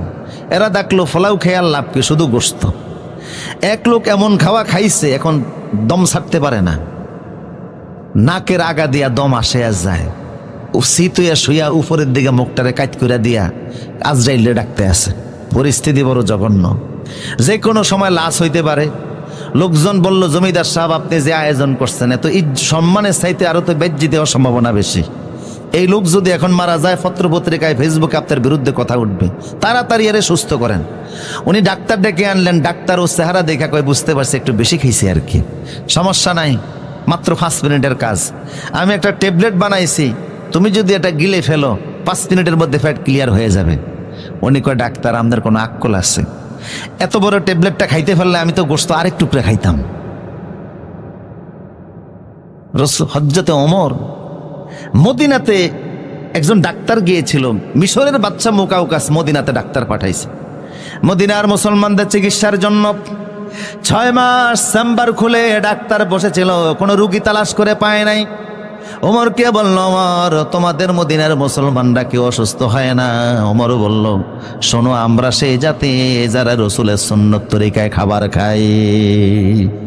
লা নাকুলু হাত্তা নাজুয়া, আমরা খিদা না লাগলে খাই না, আবার খিদা থাকতে থাকতে খাবার পরিহার করি। রসুলের সুন্নত অনুযায়ী খাবার খেলে কঠিন রোগে আক্রান্ত হওয়ার কোনো সম্ভাবনা নাই। আমার প্রিয় সদে, কষ্ট হচ্ছে নাকি আপনাদের? আব্দুল্লাহ ইবনে সালাম, তুমি প্রশ্ন করেছো জান্নাতীদের প্রথম খাদ্য কি হবে? জান্নাতেতে কোনো খাবারের অভাব নাই, কিছু খাবার হবে ও উতুবি মুতাশাবিহা, দুনিয়ার খাবারের মতো কিছু খাবার থাকবে, দেখলে চিনা যাবে এটা দুনিয়াতেও খাইছি। আবার কিছু খাবার থাকবে মালা আইনুন রাআত ওয়ালা উযুনুন সামিয়াত ওয়ালা খাতারা আলা কালবি বাশার, চোখেও দেখো নাই, এমন হাজারো আইটেম জান্নাতে আছে না নাই? কিন্তু সর্বপ্রথম যে খাবারটা আল্লাহ জান্নাতীদের মুখের সামনে তুলে ধরবেন সেটা হলো কাবাতি হুত। কিছু মাছ আছে, দামি কিছু মাছ থাকবে জান্নাতে, ওই মাছের কলিজার পাশে অতিরিক্ত একটা অংশ থাকবে, এটা বড় দামি জিনিস, কলিজা না, মাছের কলিজার পাশে অতিরিক্ত চর্বিযুক্ত একটা অংশ থাকবে, ওই জিনিসটা এত স্বাদ হবে, ওইটা দ্বারা জান্নাতীদেরকে আল্লাহ সর্বপ্রথম আপ্যায়ন শুরু করবে। তোমার প্রশ্ন হচ্ছে, সন্তান কখন বাবার মতো হয়, সন্তান কখন মায়ের মতো হয়? অনেক সময় সন্তানদের চেহারা বাবা মার চেহারার কাছাকাছি হয় না? রসুল বললেন যে দেখো, ফিতার পৃষ্ঠদেশ থেকে যখন এক স্পাম বের হয়, ইয়াখরুজু মিন বাইনিস সুলবি ওয়াত তারাইব, আর মায়ের বক্ষপিঞ্জ থেকে ওবাম বের হয়, এটা ভাইজিনাল লিকুইড, এটা যদি বের হয়, বাবারটা যদি স্পামটা যদি আগে বের হয় তাহলে সন্তান বাবার চেহারার মতো হয়। যদি মা ওবামটা আগে বের হয় তাহলে সন্তান মায়ের মতো হয়। আম মজলিসে এর চাইতে আর অন্য কোনো ভাষায় আমার বলার সুযোগ নাই। আব্দুল্লাহ ইবনে সালাম বললেন, হে রাসূল, আপনি যা বলছেন হুবাহুব তাওরাতের সাথে মিলে গেছে, আমি সাক্ষ্য দিচ্ছি আপনি আল্লাহর রাসূল। হাত ইয়াদাক, আপনার হাত আগে দেন, আমারে পড়েন, আশহাদু আল্লা ইলাহা ইল্লাল্লাহু ওয়াহদাহু লা শারীকা লাহু ওয়া আশহাদু আন্না মুহাম্মাদান আবদুহু ওয়া রাসূলুহু। কালেমা পড়ে তিনি মুসলমান হয়ে গেলেন। বললেন, হে রাসূল, আমি যে মুসলমান হয়ে গেলাম, আমি আগের থেকেই জানি যে আপনি আল্লাহর রাসূল। শুধু আমি নই, তামাম মদিনাতে এমন কোন ইহুদি নাই যে আপনারে চিনে না, কারণ তাওরাতে, ইনজিলে, আসমানি কিতাবে আপনার হুবাহুব যা বর্ণনা হয়েছে বাস্তব মুহাম্মদ। ইহুদিরা রাসূলকে কেমন চিনা চিনতো, আমার সাবজেক্ট খুব গুরুত্বপূর্ণ, তারপরে লোভ সামলাতে পারতেছেন। একটা হাদিস শোনাচ্ছি আপনাদেরকে, কষ্ট হচ্ছে মনে হয় আপনাদের। রাসূল সাল্লাল্লাহু আলাইহি ওয়াসাল্লাম যখন খাইবার বিজয় করলেন, খাইবার মদিনা থেকে প্রায় 70 কিলোমিটার দূর। খাইবার বিজয়ের পরে গনিমতের মাল হিসাবে যত সম্পদ, নারী আর শিশু মুসলমানদের হাতে আসলো, এগুলি বন্টিত হয়ে গেল। এর মধ্যে কিছু নারীরা ছিল, তারাও সাহাবীদের মাঝে বন্টিত হলো। আপনারা বুঝতেছেন কথা? তার মধ্যে একজন নারী হযরতে সাফিয়া রাদিয়াল্লাহু তাআলা আনহা, তিনি আমাদের আম্মা জান উম্মুল মুমিনিন, তিনি হযরত দাহিয়া কালবির ভাগে পড়ছেন। সাজ্জাদা সাফিয়া রাসূলুল্লাহর কাছে প্রস্তাব পাঠালেন যে, আমরা এখন পরাজিত, আমার বাপ দাদা আপনার হাতে মারা গেছে, গোটা খাইবার কমিউনিটি আপনার হাতে চলে গেছে, ধন সম্পদ যা পাইছেন সব ভাগ কইরা নিছেন, কোনো আপত্তি নাই, কিন্তু আমি একজন নারী, সাধারণ নারী না। আমার বাবা হচ্ছে হুয়াই ইবনে আখতাব, যিনি গোটা ইহুদিদের নেতা, প্রেসিডেন্ট এই এলাকার। আমি হারুন নবীর বংশধর, মুসা আলাইহিস সালামের বড় ভাই হারুনের বংশধর আমি। কাজে আমারে জাত্তার কাছে তো আপনি বিয়ে দিতে পারেন না। বিয়ের ক্ষেত্রে আপনার নিয়ম অনুযায়ী একটা তরিকা আছে, একটা সমতা আছে, আছে না নাই? সমতা নাই বিদায় আজকে আমাদের দেশে ডিভোর্সের সংখ্যা বাড়তেছে। অপরিপক্ক বয়সে ছেলে মেয়ে প্রেম করে এমন এক জায়গায় চলে যায়, বাবাও অনেক সময় লোক লজ্জায় শরমে পরিচয় পর্যন্ত দিতে পারেন, এরকম আছে না নাই? মেয়েটাকে বাবা যেই পরিবেশে বড় করলেন, শিক্ষা দিলেন, মানুষ করলেন, স্বামীর সংসারে গিয়ে যদি ওই রকম না পায়, অশান্তি আছে না নাই? শেষ পর্যন্ত জীবনও শেষ করে দেয়। ইসলামে বিয়ের সমতা আছে। আপনি আমারে বিয়ে করুন ইয়া রাসূলুল্লাহ, অন্য কাউকে দিয়েন না। রসুল দেখলেন ঠিকই তো, মেয়েটা উচ্চ বংশের মেয়ে, হারুন নবীর বংশধর, নেতার মেয়ে। রসুল সাফিয়াকে আজাদ করে নিজে বিবাহ করলেন। বাসর করে যখন রাসূলুল্লাহ গেলেন, আল্লাহর নবী তাকিয়ে দেখে হযরত সাফিয়ার গালের মধ্যে 5 আঙ্গুলের দাগ। রসুল বললেন, সাফিয়া রে, তোমার গালের মধ্যে এত জোরে কে মেরেছে? 5 আঙ্গুলের দাগ লেগে আছে। সাফিয়া বললে, রাসূলুল্লাহ, আজকে সকালবেলা খাইবার আপনারা বিজয় করেছেন, গতকাল রাতে আমি আমার পূর্বের স্বামী ইহুদি স্বামীর সঙ্গে ঘুমিয়েছিলাম। রাত যখন গভীর হয়ে গেল, আমি একটা স্বপ্ন দেখলাম। কি স্বপ্ন দেখেছ? স্বপ্নের কথা বলতেই স্বামী আমার গালে থাপ্পড় লাগিয়েছিল। কি এমন স্বপ্ন দেখলা যে তোমার স্বামী তোমাকে থাপ্পড় দিল? সাফিয়া বলছে রাদিয়াল্লাহু তাআলা আনহা, ইয়া রাসূলুল্লাহ, আমি স্বপ্নের মধ্যে দেখি আকাশের চাঁদ নামতে নামতে, আকাশ থেকে চাঁদটা নামতে নামতে আমার ডান কোলের মধ্যে চলে এসেছে। আমি এই স্বপ্ন দেখার পরে ঘুম থেকে জেগে গেলাম। আচমকা আমার ঘুম ভেঙে গেল। স্বামীকে ডেকে বলছে, স্বামী রে, কি স্বপ্ন দেখলাম? আকাশের চাঁদ আমার কোলের মধ্যে চলে এসেছে। স্বামীর শরীরে যেই পরিমাণ শক্তি ছিল, সমস্ত শক্তি একত্রিত করে আমার ডান গালে 5 আঙ্গুল দিয়ে একটা থাপ্পড় বসিয়ে দিয়ে বলল, আহারে, তোর নিয়ে আমার দুঃখ হয়, তুই তো আমার থাকবি না, তুই অচিরেই মুহাম্মদের স্ত্রী হয়ে যাবি। আমার ইহুদি স্বামী সেও বুঝতে পেরেছে এই চাঁদ পৃথিবীর আর কেউ হতে পারে না, এই চাঁদ হচ্ছে মুহাম্মদ সাল্লাল্লাহু আলাইহি সাল্লাম। আল্লাহু আকবার। ইয়ারিফুনাহু কামা ইয়ারিফুনা আবনাআহুম। ওরা ওদের সন্তানদেরকে এতটা চিনতো না, আপনি যে রাসূল তারা এইভাবে জানতো। বুঝতেছেন কিনা? প্রসদী আব্দুল্লাহ ইবনে সালাম বলছে, আপনি যে আল্লাহর রাসূল ওরা ভালো করে জানেন, কিন্তু ওরা গাদ্দারি করে, এদের পুরানো রীতি, ঠিক কিনা বলেন? এরা একদিনে পৃথিবীর 112 জন নবীকে হত্যা করেছে। এই ইহুদি জাত, পৃথিবীর এমন কোনো মানুষ নাই, এমন কোনো যুগ নেই যেই যুগে মানুষকে কষ্ট দেয় নাই। আজকের পৃথিবীতে এরা সবচেয়ে বেশি অশান্তির কারণ। ইউক্রেনে হামলা হয়েছে, আমি যুদ্ধ বন্ধ হইতে দোয়া করি নাই। এর আগে ইরাকে হামলা হয়েছে, দোয়া করছে। কথা কোন ঠিক কিনা? আফগানে হামলা হয়েছে, দোয়া করছে। কারণ ইউক্রেনের মূলত যুদ্ধ ইহুদি আর নাস্তিকদের যুদ্ধ। কথা বলেন ঠিক কিনা? 1991 সালে মার্কিন যুক্তরাষ্ট্রে একজন নাগরিক একটা বিড়ালকে হত্যা করেছিল।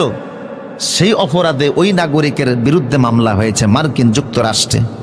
$6,000 মার্কিন তার বিরুদ্ধে জরিমানা হয়েছে। বিড়াল হত্যার অপরাধে মার্কিন আদালতে বিচার হয়, $6,000 মার্কিন জরিমানা হয়।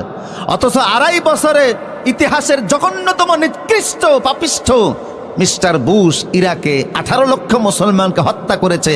তার বিরুদ্ধে মামলা, বিচার হওয়া তো দূরের কথা, মার্কিন আদালতে একটা মামলাও হয় নাই। কথা বলেন ঠিক কিনা? তোমাদের এই জাতিসংঘ, এটাকে আমরা খ্রিস্টান ক্লাব মনে করি, এছাড়া আর কিছু নয়। তবে দুঃখ লাগে, আজকের পৃথিবীর প্রায় 70% সম্পদ মুসলমানদের হাতে। 57টি স্বাধীন মুসলিম দেশ, তেল গ্যাস সহকারে আল্লাহ কি আমাদেরকে দেন নাই? আমরা ঐক্যবদ্ধ হলে কাফের মুশরিক পালিয়ে যাওয়ার রাস্তা খুঁজে পেত না। প্রিয় সুদী, ইম্পর্টেন্ট আলোচনা সামনে। একটু কষ্ট দিচ্ছি আপনাদেরকে, যদি একটু সামনের দিকে আসতেন। জায়গা কম হয়ে গেছে, প্যান্ডেল বড় করলে ভালো হতো। আমানুল্লাহপুরের ভাইরা, যার যার আমানত নিয়ে সামনে আসেন। জুতা, মোবাইল, মানি ব্যাগ, চশমা, ছাতাও যদি থাকে, সামনের দিকে আসেন। একটু ফাঁকা জায়গাগুলি পূরণ করে সামনের দিকে আগে বসেন, যেহেতু দাঁড়ানো ভাইরা, পিছনের ভাইরা এসে বসতে পারে। শব্দ হবে না, আওয়াজ হবে না।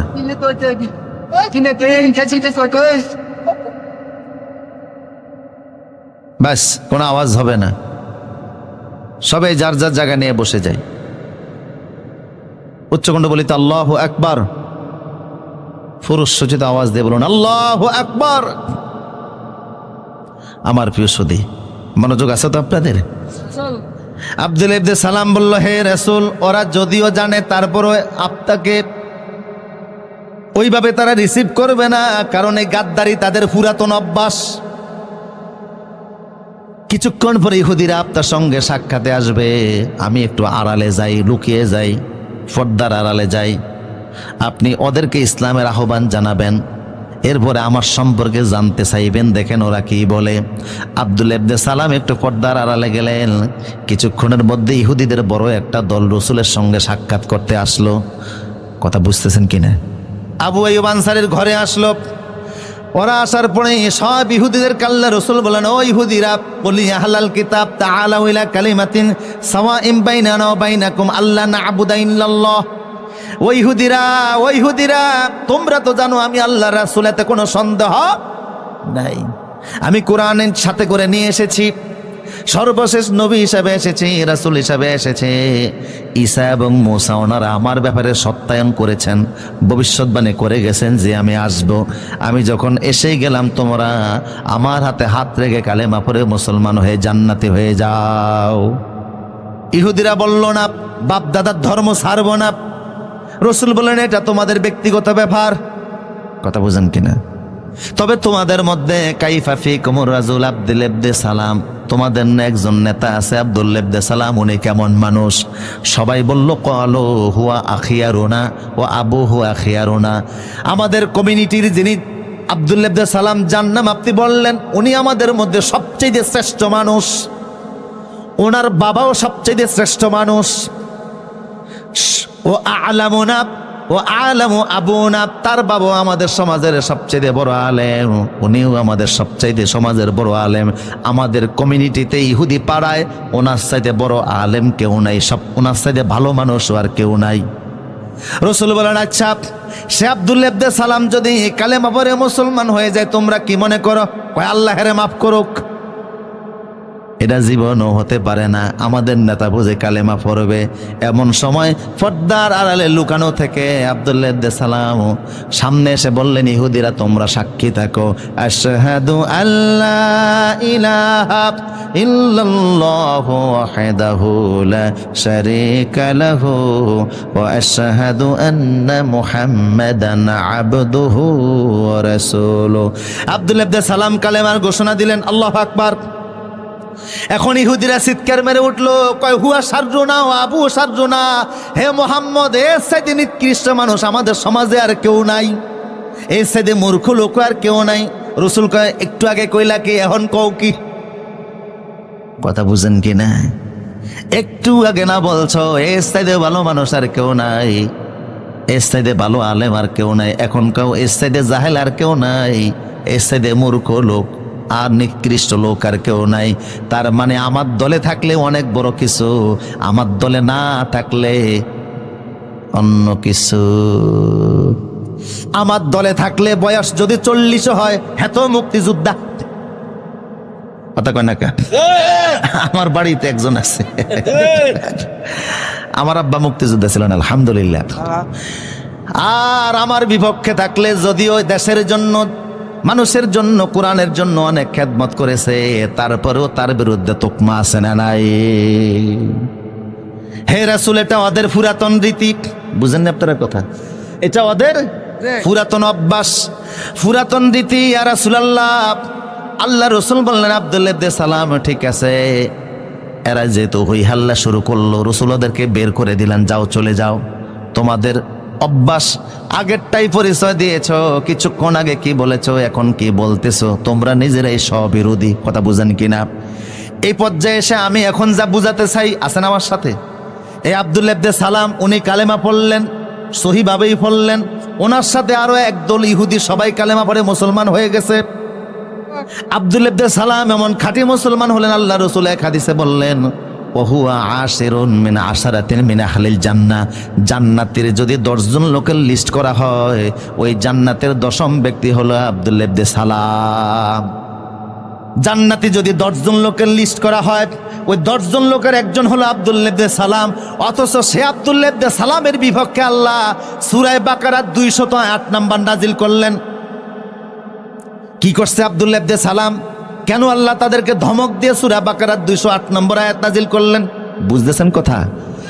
আব্দুল্লাহ ইবনে সালাম সেই যুগে ইসলাম কবুলের পরে ইসলামের পরিপূর্ণ বিধিবিধান মানতেছিল, রসুলের শরীয়তের প্রত্যেকটা বিধিবিধান পালন করতেছিল, নামাজ পড়তেছিল, হজ যাকাত কুরবানি শরীয়তের যত বিধিবিধান সব পালন করতেছে, কিন্তু পাশাপাশি মুসা নবীর শরীয়তেরও কিছু জিনিস মানতে শুরু করছে। কথা বুঝেন কিনা? কষ্ট হচ্ছে মনে হয় আপনাদের? মুসা নবীর শরীয়তের কিছু বিধিবিধান আব্দুল্লাহ ইবনে সালাম মানে, মুহাম্মদ সাল্লাল্লাহু আলাইহি ওয়াসাল্লামের শরীয়তের বিধিবিধানও মানে। আল্লাহ ধমক দিয়ে আয়াত নাযিল করলেন, খবরদার, ইসলাম আসার পরে অন্য কোন ধর্মের বিধান আমি আল্লাহ অ্যাকসেপ্ট করব না। মুহাম্মদ সাল্লাল্লাহু আলাইহি ওয়াসাল্লামের শরীয়ত আসার পরে অন্য কোন নবীর শরীয়তকে আমি আল্লাহ স্বীকৃতি দিব না। আল্লাহু আকবার। এই সাহাবীদেরকে আল্লাহ ধমক দিচ্ছেন, মুসা নবীর শরীয়ত মানতে চাই। এখন বলেন আপনারা, মুসা নবী কি ইসলামের বাইরে? কথা কয় না? উনিও তো আল্লাহ রাসূল ছিলেন, সাধারণ রাসূল। ওয়াকাল্লামাল্লাহু মূসা তাকলিমা, যিনি আল্লাহর সাথে সরাসরি বিনা তারের কানেকশনে কথা বলতেন। তুর পাহাড়ে গিয়ে যখনই আল্লাহরে ডাক দিতেন, আল্লাহ ডাকের সাড়া দিতেন। কথা বলতে গিয়ে বলছেন, আল্লাহ কথা বলতে এত মজা, না জানি তোমার দেখতে কত মজা। আল্লাহ বললেন, না দেখা চিন্তা কইরো না। উনি কয় না, একটু দেখি না চেষ্টা কইরা। আল্লাহ বলেন, টেস্ট পরীক্ষা দাও। টেস্টের নমুনা হিসাবে আল্লাহ যতটা পরিমাণ নূর তুর পাহাড়ে ছেড়ে দিলেন, উনি ওই নূরের হিট সহ্য করতে না পেরে বেহুশ হয়ে পড়ে গেলেন। ফালাম্মা তাজাল্লা রাব্বুহু লিল জাবাল জাআলাহু দাক্কা ওয়া খাররা মূসা সায়কা, যখন তিনি বেহুশ হয়ে জমিনে পড়ে গেলেন, 7 দিন পর্যন্ত মূসা নবীর কোনো হুঁশ ছিল না। কয়দিন? 7 দিন পরে আল্লাহ বলে, মূসা রে, টেস্ট পরীক্ষায় তো পাস করো নাই, এখন কি দেখার ইচ্ছা আছে নাকি? উনি কয়, ক্বালা ইন্নী তুবতু ইলাইকা ওয়া আনা আউয়ালুল মুমিনিন। আল্লাহ তওবা করলাম, জীবনও দেখার নাম নিতাম না। বুঝতে পেরেছি, দেখার চিন্তা করে আমি ভুল করছি, তবে জান্নাতে দেখা দিও। তাইলে দেখতে না ফেললো, আল্লাহ নূরের হিট তাজাল্লির একটা ধাক্কা তো খাইছে। কথা বলেন ঠিক কিনা? তাওরাত ওনার উপরে এসেছে, জলিল কদর পয়গম্বর ছিলেন, রাসূল ছিলেন, আল্লাহ নূরের হিটে ধাক্কাও খেলেন, অথচ সেই নবীর শরীয়ত মানতেছে। আল্লাহ ধমক দিয়ে বললেন, খবরদার, মুহাম্মদ সাল্লাল্লাহু আলাইহি ওয়াসাল্লামের শরীয়ত আসার পরে অন্য কোন নবীর শরীয়ত মানা যাবে না। এখন প্রশ্ন, আব্দুল ইবনে সালাম মুসা নবীর কি মানতেছিল যে আল্লাহ ধমক দিলেন? কথা বুঝতেছেন কিনা? উনি দীর্ঘদিন তো ইহুদিদের নেতা ছিলেন, ঠিক কিনা? আলেম ছিলেন। তো ওনাদের ধর্মের ইহুদি শরীয়তে শনিবারকে সম্মান করার একটা বিধান ছিল। ঐতিহাসিকভাবে ওনারা শনিবারকে সম্মান করতেন, আর আল্লাহ মুহাম্মদ সাল্লাল্লাহু আলাইহি ওয়াসাল্লামকে দিয়েছেন জুমার দিন। সুবহানাল্লাহ বলবেন না? ইহুদিরা সম্মান করে শনিবার দিনকে, খ্রিস্টানরা করে রবিবারকে, আর আমরা করি জুমার, শুক্রবার বলবেন না, বলবেন জুমার দিন। এই জুমা শব্দটা বললেও 50টা নাকি আমল নামায় উঠে যাবে। এই জুমা নামে কোরআনে একটা সূরাও আছে, আছে না নাই? কোরআনের নির্দেশ হচ্ছে, ইজা নুদিয়া লিস-সালাহ বিয়াউমিল জুমআহ ফাসআউ ইলা যিকরিল্লাহ। জুমার দিনের আজান যখন হয়ে যাবে আর কাজ করা যাবে না, ব্যবসা করা যাবে না, বাণিজ্য করা যাবে না, দৌড়াও মসজিদের দিকে, দৌড়াও মসজিদের দিকে। আমাদের অনেক মুসল্লিরা আছে মাত্র 2 রাকাতের জন্য দৌড়ায়, বাসার তরে বৈশা খুতবা শুনে। কথা কোন ঠিক কিনা? আমার মসজিদে 4তলা মসজিদ, দূর দূরান্ত থেকে অনেক মুসল্লিরা নামাজ পড়তে ঢাকা উত্তর বাড্ডা যায়। এখন আশপাশের যারা আছে তারা দেখে দূরের লোকেরা এসে জায়গা আগে দখল করে, এই জন্য হেরা আবার জায়নামাজ বিছান শুরু করছে। মানে জায়নামাজ বিছিয়ে জায়গা দখল করে পরে আসে। আমি যখন জানলাম আমি ধমক দিলাম, পরে জায়নামাজ সরিয়ে লাইছে। রসুল বলেছে, জুমার দিন তুমি যদি সবার আগে আগে যাও, ইমাম সাহেবের কাছে গিয়া বসো, অদ্দানা মিনাল ইমাম, ইমামের কাছাকাছি বসো, ফাস্তামা আল খুতবা, খুতবাগুলি যদি মনোযোগ সহকারে শোনো, তোমার বাড়ি থেকে মসজিদ পর্যন্ত যেতে প্রত্যেকটা কদমে আল্লাহ 1 বছরের আমল নামায় সওয়াব দান করে দিবেন, আর 1 বছরের গুনার সমস্ত আল্লাহ আমল নামা থেকে মিটাইয়া দিবেন। হাদিসটা সহিহ। 1 বছর নফল নামাজ পড়লে, রোজা রাখলে যেই সওয়াব 1 কদমে আল্লাহ আমল নামায় দিবেন, সেই সওয়াব। তার মানে হলো, তোমার বাড়ি থেকে মসজিদ পর্যন্ত যদি 100 কদম হয়, 1 জুমার দিনে 100 বছরের নাকি আমল নামায় উঠবে, 100 বছরের গুনাহকে আল্লাহ মিটাইয়া দিবেন। তাহলে আল্লাহ আমাদেরকে দিলেন কোন দিন? মুহাম্মদ সাল্লাল্লাহু আলাইহি ওয়াসাল্লামকে আল্লাহ কোন দিন দিয়েছেন? আর ইহুদিদের ছিল শনিবার। আব্দুল্লাহ ইবনে সালাম পূর্বের অভ্যাস অনুযায়ী শনিবারকে একটু সম্মান করত। আর ইহুদি ধর্মে উটের গোশত খাওয়া হারাম ছিল। কিসের গোশত? উটের গোশত। কিন্তু ইসলামে হালাল না হারাম? হালাল। ইসলামে উটের গোশত খাওয়া হালাল। আব্দুল্লাহ ইবনে সালাম বলছে, হে রাসূল, আমি ভালো করে জানি ইসলামে উটের গোশত খাওয়া হালাল, আমিও হালাল মনে করি, হারাম মনে করি না, কিন্তু পুরানো অভ্যাস অনুযায়ী হালাল মনে করার পরেও আমি খেতে চাই না।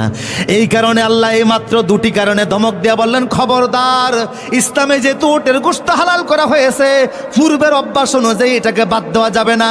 অসুস্থতার কারণে, রোগের কারণে তুমি গোশত না খাও, সেটা ভিন্ন জিনিস, কিন্তু মুসা নবীর শরীয়তের কারণে উটের গোশত ছেড়ে দিবে, এটা আমি আল্লাহ বরদাস্ত করব না। কথা বুঝতেছেন কিনা? তোমার ডায়াবেটিস আছে, হার্টের রোগ আছে, তুমি গরুর গোশত না খাও, সেটা ভিন্ন জিনিস, কিন্তু অন্য ধর্মের ফিতির কারণে তুমি গরুর গোশত ভালোবাসবা না, গরু কুরবানি দিতে পারবে না। গরু কুরবানি দিলে অন্য ধর্মের প্রতি তোমার অশ্রদ্ধা হয়, এটা ইসলাম কখনো মেনে নিতে পারবে না। ভিন্ন ধর্মের কারণে শরীয়তে মুহাম্মদের কোন জিনিসকে অবজ্ঞা করা হবে, এটার কোনো সুযোগ নাই। কেমন সাহাবীদেরকে আল্লাহ ধমক দিলেন, শনিবারকে সম্মান করে আর উটের গোশত খায় না, আল্লাহ ধমক দিয়ে দিলেন, খবরদার, মুহাম্মদ সাল্লাল্লাহু আলাইহি ওয়াসাল্লামের শরীয়তে যা আসছে তা মানতেই হবে। কথা বলেন ঠিক কিনা? এর বাইরে অন্য কোন ধর্মের বিধিবিধান মানা, এতক্ষণ তো যে কইছেন, এবার আপনাদেরকে ধরতেছে। এই যে খেলা আসছে, কি আসছে? এই খেলা শব্দ নিয়ে তো এখন কত মুসিবত। কয় খেলা হবে, এটা আর যাই হোক রাজনৈতিক ভাষা হতে পারে না। কথা বলেন ঠিক কিনা? রাজনীতি একটা আদর্শ, ঠিক কিনা বলেন?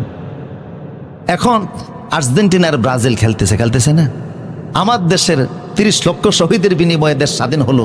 এই দেশের পতাকাও যুবকরা এত উড়ায় না, ব্রাজিল আর আর্জেন্টিনার পতাকা যত উড়ায়। উড়াই তো উড়াই, বউ ডিম বিক্রি করে পয়সা দিয়ে পতাকা উড়াইতে গেছে, বউ ঝাড়ু নিয়ে দৌড়ান শুরু করছে। বগুড়াতে দেখলাম যে ব্রাজিল গ্রেপ্তার হয়েছে। আরে বাবা, বাংলাদেশে ব্রাজিল গ্রেপ্তার হয়েছে মানে কি? দেখলাম এক মামলার 22 মামলার আসামি শীর্ষ সন্ত্রাসী, ওরে পুলিশে পাইয়া গ্রেপ্তার করছে। পত্রিকার শিরোনাম যে ব্রাজিল গ্রেপ্তার। আর তুমি আর্জেন্টিনা সাপোর্ট করো, দক্ষিণ আমেরিকার একটা সবচেয়ে বড় দেশ হলো আর্জেন্টিনা, সেই দেশে আজান দেওয়া নিষিদ্ধ। কি নিষিদ্ধ? আজান দেওয়া নিষিদ্ধ। 4,45,00,000 লোক ওই দেশে বসবাস করে। এর ভিতরে 91% হলো খ্রিস্টান, রাষ্ট্রীয় ধর্ম হচ্ছে খ্রিস্টান। 91% লোক বসবাস করে, 3% ইহুদি, 2% হলো মুসলমান। বিশাল বড় দেশ। সেই দেশের অর্ধেক ম্যানুফ্যাকচারিং থেকে তাদের 25% রেমিটেন্স আসে। খ্রিস্টানদের দেশ, রাষ্ট্র ধর্ম খ্রিস্টান। যেই দেশের পতাকা তুমি তোমার দেশে টানাও, অথচ সেই দেশের জাতীয় খেলা কিন্তু ফুটবল না। বুঝতেছেন নি কথা? আর্জেন্টিনার জাতীয় খেলা হচ্ছে ফাতো। ফাতো কি? আমার দেশের জাতীয় খেলার নাম কি? হ্যাঁ, হাডুডু। খেলছেন নি? ছোটবেলায় খেলছেন, ঠ্যাং টাইন না ধরে না, এর নাম হাডুডু। কিন্তু যেই দেশের কথা বলছে আর্জেন্টিনা, সেই দেশের জাতীয় খেলার নাম হলো ফাতো।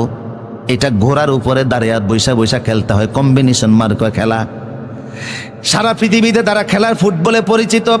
1978 সালে তারা একবার বিশ্বকাপ ফুটবল জিতেছে, 1986 সালে বিশ্বকাপ ফুটবল জিতেছে। আমার দেশের এমন কোন যুবক নাই মেসি আর ম্যারাডোনার নাম না জানে। কথা কোন ঠিক কিনা? অনেকে হয়তো বা 5 জন সাহাবীর নাম বলতে পারবে না, কিন্তু ম্যারাডোনারে ভালো করেই চিনে। যে আর্জেন্টিনা ব্রাজিলের জন্য তুমি সমর্থন দিচ্ছ, ওদের পতাকা টানাতে গিয়ে বিদ্যুৎ স্পষ্ট হয়ে মারা পর্যন্ত যাচ্ছে। মিছিল করতেছো, মিটিং করতেছো, আবার দাবি করতেছো তো তুমি ইসলামে আসো। অমুসলিমদের কৃষ্টি কালচারকে সমর্থন করে ইসলামে থাকার কোনো সুযোগ নাই। আব্দুল্লাহ ইবনে সালাম শনিবারকে সম্মান করে, আল্লাহ ওইটা মানে না। আর তুমি অন্য দেশকে ভালোবাসতে গিয়া, তুমি পতাকা লাগাতে গিয়া জীবন শেষ করে দিচ্ছ। তুমি মনে করতেছো তুমি ইসলামে আসো। কথা বুঝেন কিনা আমার প্রিয় সুদীপ? কাফের মুশরিকদের কোন রীতিনীতি ইসলাম পছন্দ? আপনারা বলতে পারেন হুজুর যুবকদেরকে তো বললেন আমরা তো আর পতাকা টানাই না। কথা বুঝেন না? এই খেলা নিয়ে বাজি ধরা হয়, এরকম আছে না নাই? খেলা ধরতে গিয়ে মিছিল হয়, মিটিং হয়, পয়সা খরচ হয়, একটার প্রতি ইসলামের কোনো সমর্থন? আমার প্রিয় সুদীপ, আল্লাহ পাক বললেন ও সাহাবীরা খবরদার, ইয়া পড়েন, ইয়া আইয়ুহাল্লাযীনা আমানু দুখুলু ফিস-সিলমি কাফা ওয়া লা তাত্তাবিউ খুতুওয়াতিশ শাইতান ইন্নাহু লাকুম আদুউম মুবিন। ও ঈমানদারেরা, ঈমান আনো, তারপর ইসলামে প্রবেশ করো। আব্দুল্লাহ ইবনে সালামের মাধ্যমে আল্লাহ আমাদেরকে বুঝাচ্ছেন ইসলামে প্রবেশ করলে অন্য ধর্মের রীতিনীতি আদর্শ মানার কোনো সুযোগ। আমার প্রিয় সুদী, মুরব্বীরা বলতে পারেন, যুবকদেরকে বললেন আমাদের কি বলবেন? ইসলামের এমন কোনো বিধিবিধান নাই, কৃষ্টি কালচার নাই যা আমাদের জীবনের পরতে পরতে নাই। সব জায়গায় আছে। কথা বুঝেন কিনা? আমি 2-4টা উদাহরণ দিচ্ছি, তাহলে ভালো বুঝবেন। অমুসলিমদের সংস্কৃতি আমরা আমাদের জীবনের অনেকাংশে মানি, এরপরও দাবি করি আমি ইসলামে আছি।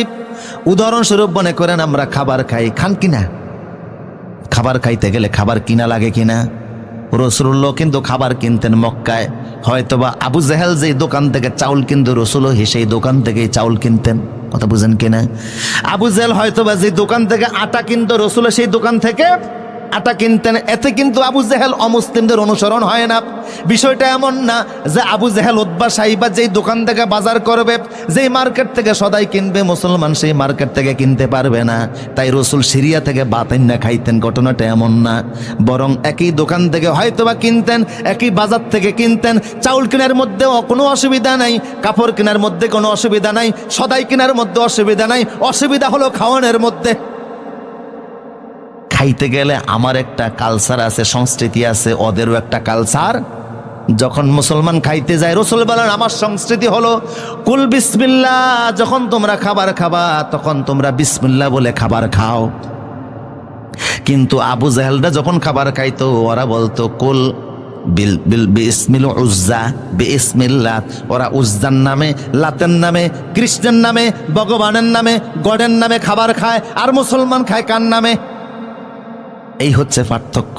তাইলে খাইতে গেলে ওদের একটা সংস্কৃতি আছে, আমারও একটা সংস্কৃতি আছে না নাই? ওরা হারাম খায়, শুকরের গোশত খায়, রক্ত খায়, অবৈধ টাকার ইনকাম খায়, আর মুসলমান খাবে ঠিক কিন্তু হারাম খাইতে। আবার রাসূল সাল্লাল্লাহু আলাইহি ওয়াসাল্লাম বলতেন খাবার খাবা। এইখানে হলো মুসলিমদের সাথে আমাদের সাংস্কৃতিক পার্থক্য, বুঝেন কিনা? রাসূল বলতেন কুল বিয়ামিনিকা, খাও ডান হাতে খাও। কোন হাতে খাবেন? ওয়ালা তাকুলু বিশিমাল, বাম হাতে খাবা না। ফাইন্নাশ শাইতানা ইয়াকুলু বিশিমাল, কারণ শয়তান খায় বাম হাতে। যেরকম কোন হাতে? এখন কেমন কিছু মুসলমান আসেনি যারা বাম হাতে খায়। তাইলে ডান হাতে খাওয়া মুসলমানের সংস্কৃতি, ডান হাতে খাওয়া ইসলামিক কালচার, বাম হাতে খাওয়া কাফের মুশরিকের কালচার। ঠিক কিনা বলেন? হ্যাঁ, আপনার হাত প্যারালাইজড হয়ে গেছে সেটা ভিন্ন কথা, ডান হাত উঠাইতে পারেন না সেটা ভিন্ন কথা, কিন্তু হাত সুস্থ থাকা অবস্থায় বাম হাতে খাওয়ার। ব্রাহ্মণবাড়িয়ার কষ্ট হচ্ছে মনে হয় আপনাদের, না? ব্রাহ্মণবাড়িয়ার ফখরে বাঙ্গাল আল্লামা তাজুল ইসলাম সাহেব সারা আরব জাহানে যখন কোনো ইসলামিক কনফারেন্স হতো সেখানে তিনি প্রিজাইডিং করতেন। আরবের আলেমরা ওনারা খুব ভালো করেছেন, তো আলহামদুলিল্লাহ বলেন। তো উনি এক জায়গায় এক হোটেলে খেতে বসছে, ওনার সামনে এক ভদ্রলোক নাস্তিক আর কি, নাস্তিক খাইতেছে বাম হাতে চামচ দিয়ে, আর উনি খায় ডান হাতে। তো উনি বললেন, আচ্ছা ভাই, আমিও খাচ্ছি ডান হাতে, আল্লাহ তো ডান হাত দিয়েছে, ডান হাত দিয়ে খান না। উনি বললেন, না হুজুর, অসুবিধা কি? কিতাবের নাম অসুবিধা কি? হাত ডান হাতও দিয়েছে আল্লাহ, বাম হাতও দিয়েছে আল্লাহ, একটা দিয়ে খাইলেই সারে। কথা বুঝেন কিনা?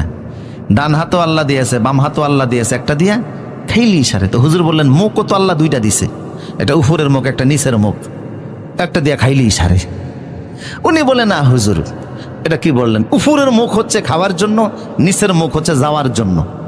উপরের মুখ দিয়া ঢুকবে, নিচের মুখ দিয়া বের হবে। হুজুর বলেন, হাতও আল্লাহ দুইটা দিছে, একটা ডান হাত, একটা বাম হাত। ডান হাত দিছে উপরের মুখের জন্য, বাম হাত দিছে নিচের মুখের জন্য। কাজ করেন কা? উনি কো, হুজুর অসুবিধা নাই, একটু হাত সাবান তো আছে, ধুয়া লইলেই সারে। হুজুর কয়, ভাই সব সময় কিন্তু হাত সাবান দিয়ে ধুয়ে নিলে সারে না। বেয়াই গেছে বেয়াইর বাড়িতে, বেয়াই তো বেয়াইকে দেখে খুব খুশি, নানান ধরনের আইটেম খাবার আইনা সামনে দিছে, কিন্তু খাবার যেখানে স্টার্ট দিবে ছোট্ট নাতি আর কি দৌড়াতে দৌড়াতে বেয়াই সামনে এসে একেবারে জায়গায় আনলোড করে দিছে।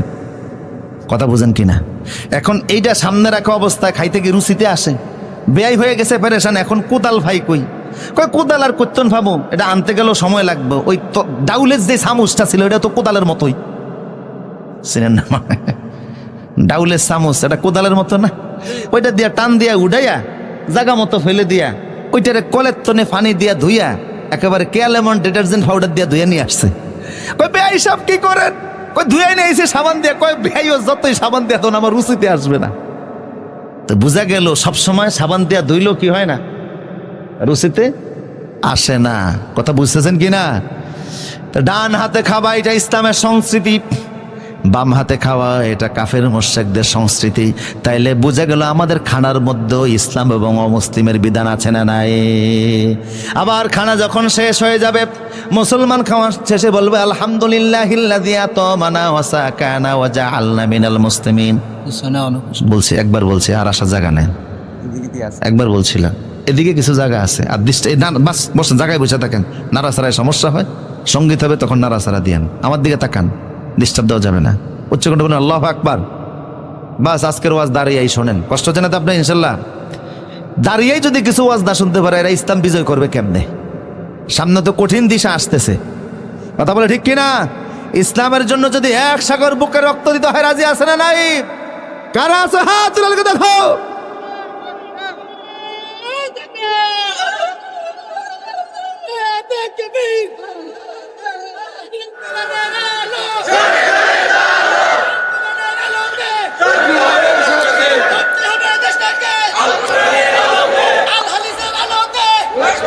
আল্লাহ কবুল করুন, আল্লাহু আকবার। আল্লাহ কবুল করুন, বলুন আমিন। আর জোরে বলুন আমিন। প্রসুদি যা বলছিলাম, তাহলে আমাদের খানার শেষে ওরা কোনো কিছু বলে না, আমাদের একটা দোয়া আছে না? খাবারের পরেও আমরা বলি আলহামদুলিল্লাহ। তাহলে বোঝা গেল আমাদের খাবারে ওদের খাবারে কি আছে, কিছু পার্থক্য। আবার আমাদের পোশাকে পার্থক্য আছে। ইসলামের বিধান হলো, রাসূলুল্লাহর বিধান হলো, আবু বকর ওমর ওসমানের বিধান হলো কাপড় বড় বাপ, কিন্তু কাপড়ের জন্য সতর ডাকে, সতর খোলা থাকে এমন কাপড় মুসলমান পরতে পারে না। কিন্তু দেখবেন ওরা কাপড় পরে গেরুয়া মার্কা কাপড়, আবার এমন সাদা কাপড় পরে এটা সামনের দিক দিয়ে নিয়ে পিছনের দিক দিয়ে টাইন না, কোমরের মধ্যে বাঁধে, বাঁধে কি না, টাকা নাই, রশি নাই, কিছুই নাই। বসতে গেলে কত কিছু দেখা যায়, কথা কন না কা হে সতর গিয়ার মতর কি সালান শুদ্ধই তো। তাহলে বোঝা গেল ওদের কাপড় পরার মধ্যে ওদের মতো ওরা পড়ে, কিন্তু আমার ইসলাম বলতেছে কাপড় পরবা সতর খোলা রাখা যাবে না। কিন্তু আমার এখন কিছু যুবকেরা দেখা যায় যারা কাপড় পরে এমন প্যান্ট পরে এটার এদিক দিয়া নাই, হাঁটু দিয়া নাই, কথা কোন ঠিক কিনা, পিছনে দিয়া নাই, সামনের দিক দিয়া নাই। বললাম কিরে ভাই প্যান্ট পরছো এত জায়গা দিয়ে, এটা কিসে খাইছে? কয় না এটা স্টাইল। এই স্টাইল মার্কা কাপড় পরে সতর খোলা রাখে। হুজুর বললেন কাপড় পরবা সতর খোলা রাখা যাবে না, এটা আমার সংস্কৃতি, টাকনুগিরার নিচেও কাপড় যাইতে পারবে না। আল্লাহ রাসূল বলেছে যারা টাকনুগিরার নিচে কাপড় পরবে হাসরের ময়দানে যখন ওরা দাঁড়াবে, লা ইউকাল্লিমুহুমুল্লাহু মাআহুম ওয়া লা ইউযাক্কিহিম, আল্লাহ ওদের ওয়া ইয়ানজুরুহুম, ওরা যখন কিয়ামতে দাঁড়াবে টাকনুগিরার নিচে যারা কাপড় পরতো ওদের চেহারার দিকে আল্লাহ তাকাবেন না, ওদেরকে পবিত্র করবেন না, ওদের সাথে আল্লাহ কথাও বলবেন না। টাকনুগিরার নিচে কাপড় পরা কাফের মুশরিকের রীতি, মুসলমানের রীতি হতে পারে না। কথা বলো ঠিক কিনা? আর কিছু মুসলমানকে এখন দেখা যায় সারা রাস্তায় টাকনুগিরার নিচে কাপড়, মসজিদে গেলে এটা উপরে টাইনা উঠায়, আছে না নেই? আমার প্রিয় সদীপ, প্রাসঙ্গিক ক্রমে মনে পড়ছে, আপনাদের কষ্ট হচ্ছে মনে হয় না? খাইবার যুদ্ধের সময়, কোন যুদ্ধ? হুদাইবিয়া সন্ধির পরে আল্লাহ রাসূল সাল্লাল্লাহু আলাইহি সাল্লাম মদিনাতে একটা স্বপ্ন দেখে তিনি আসলেন। রসুল স্বপ্ন দেখেছেন যে মক্কায় তিনি এসেছেন, ওমরা করেছেন, মাথা মুন্ডন করেছেন, 1400 সাহাবী নিয়ে রসুল্লাহ মক্কায় আসলেন। মক্কার নেতারা আল্লাহর নবীকে মক্কায় ঢুকতে দিল না। মক্কা থেকে কয়েক কিলোমিটার দূরে, 16 কিলোমিটার দূর হুদাইবিয়া নামক জায়গায় রসুলকে আটকে দেওয়া হলো। রসুল বারবার বোঝাচ্ছে যে আমি যুদ্ধ করতে আসি নাই, দেখো সাথে কোনো অস্ত্র নাই, আমরা আসছি ওমরা করতে, ওমরা করার পরে আমরা আবার চলে যাব। কথা বুঝেন কিনা? কিন্তু মক্কার লোকেরা বুঝলো না। রসুল বুঝাবার জন্য হযরত ওসমানকে পাঠালেন। কারে পাঠাইছে? রাত্রিবেলা ওসমানকে আপন চাচাতো ভাইয়ের সঙ্গে বসলেন। চাচাতো ভাইকে বললেন, ভাই রে সকালবেলা তুমি মক্কার বড় বড় নেতার কাছে আমারে নিয়ে যাবা, রসুলের মেসেজটা আমি সবার কানে কানে পৌঁছে দেব। আল্লাহর নবী মক্কায় যুদ্ধ করতে আসেন নাই, 1400 সাহাবে নিয়ে শুধু আল্লাহর ঘরটা জিয়ারত করতে এসেছেন। 2-1 দিন থাকবেন, মক্কা আমাদের জন্য ছেড়ে দাও, আর পরে রসুল চলে যাবেন, আমরাও চলে যাব। কারোর সঙ্গে মারামারি কাটাকাটির কোনো ইচ্ছা। চাচাতো ভাই বলল, ওসমান তোমারে আমি নেতাদের সামনে নিয়ে যাব ঠিক আছে, কিন্তু একটা অভ্যাস চেঞ্জ করা লাগবে। সেটা হলো তুমি যে জুব্বা গায়ে দিয়ে মদিনা থেকে আসছো, তোমার এই জুব্বা টাকনুগিরার উপরে উঠানো। বুঝেননি কথা? কিন্তু এই মক্কার নেতারা, এদের বৈশিষ্ট্য হলো যে যত বড় নেতা, যত বড় দামি মানুষ, তার কাপড় তত নিচে। এটা ওদের সংস্কৃতি। ওরা শেষরাইয়া রাস্তার ধুলিবালি নিয়ে হাঁটে, তুমি একটু কাপড়টা নিচের দিকে নামিয়ে পড়বা। হযরত ওসমান বলল, খবরদার, ওরা আমার সঙ্গে সাক্ষাৎ করবে কি করবে না ওইটা আমার কাছে বিবেচনার বিষয় নয়, ওরা আমাকে মূল্য দিবে কি দিবে না ওইটা আমার কাছে বিবেচনার বিষয় নয়। আত্রুকু সুন্নাত হাবিবিল হাউলাইল হুমাকা, এই গদ্দাবদের কারণে রাসূলের সুন্নাতকে আমি ছেড়ে দিতে পারবো না। ওদের সংস্কৃতি পায়ের তলে কাপড় পরা, আমার মুহাম্মদ সাল্লাল্লাহু আলাইহি ওয়াসাল্লামের সংস্কৃতি টাকনুগিরের উপরে কাপড় পরা। আমি ওদেরটা মানতে যাব কোন দুঃখে? আল্লাহু আকবার বলেন। সাহাবা কেরাম একদিন রাসূলকে এসে বললেন, ইয়া রাসূলুল্লাহ ইন্নাল ইয়াহুদা তাসারওয়ালু, হুজুর ইহুদিরা ফায়জমা পড়ে, কি পড়ে? আসেননি আপনারা আমার সাথে? সাহাবা কেরাম রাসূলকে বলল, হে রাসূল ইহুদিরা ফায়জমা পড়ে, কি পড়ে? ফায়জমা পড়ে। এখন আমরা ফায়জমা পড়বো নি? আল্লাহ রাসূল বললেন, ইহুদিরা শুধুমাত্র পায়জামা পড়ে, লুঙ্গি পড়ে না। ইহুদিরা শুধু পায়জামা পড়ে, লুঙ্গি পড়ে না। ফাইন্নাকুম তাসারওয়ালুনা ওয়া তাজাওয়াজুনা, তোমরা পায়জামা পরো, লুঙ্গিও পরো, মাঝে মধ্যে পায়জামা পড়ো, মাঝে মধ্যে লুঙ্গি পড়ো। শুধু পায়জামা পরলে ওদের অনুসরণ হবে, এই জন্য শুধুমাত্র লুঙ্গি পরার দরকার নাই, আবার শুধু পায়জামা পরার দরকার নাই, মাঝে মাঝে লুঙ্গিও পড়ো, মাঝে মাঝে পায়জামা পরো। খালিফুল ইয়াহুদ ওয়ান নাসারা, ইহুদি এবং নাসারাদের বিরোধিতা করো। আল্লাহু আকবার। আমি যা বুঝাচ্ছি তার মানে অমুসলিমদের সাথে আমাদের পোশাকেও একটা পার্থক্য আছে না নাই? তাহলে ওদের সংস্কৃতি একরকম, আমাদের সংস্কৃতি আরেক রকম। এখন পোশাকের স্বাধীনতার নামে অনেক মেয়েরা রাস্তায় মিছিল করছে, মিটিং করছে, আমরা ওপেন চলাফেরা করব। এটা হিন্দু বৌদ্ধ খ্রিস্টান দাবি করতে পারে, কোনো মুসলমানের বাচ্চা পোশাকের স্বাধীনতার নামে রাস্তায় উলঙ্গ হতে পারে না।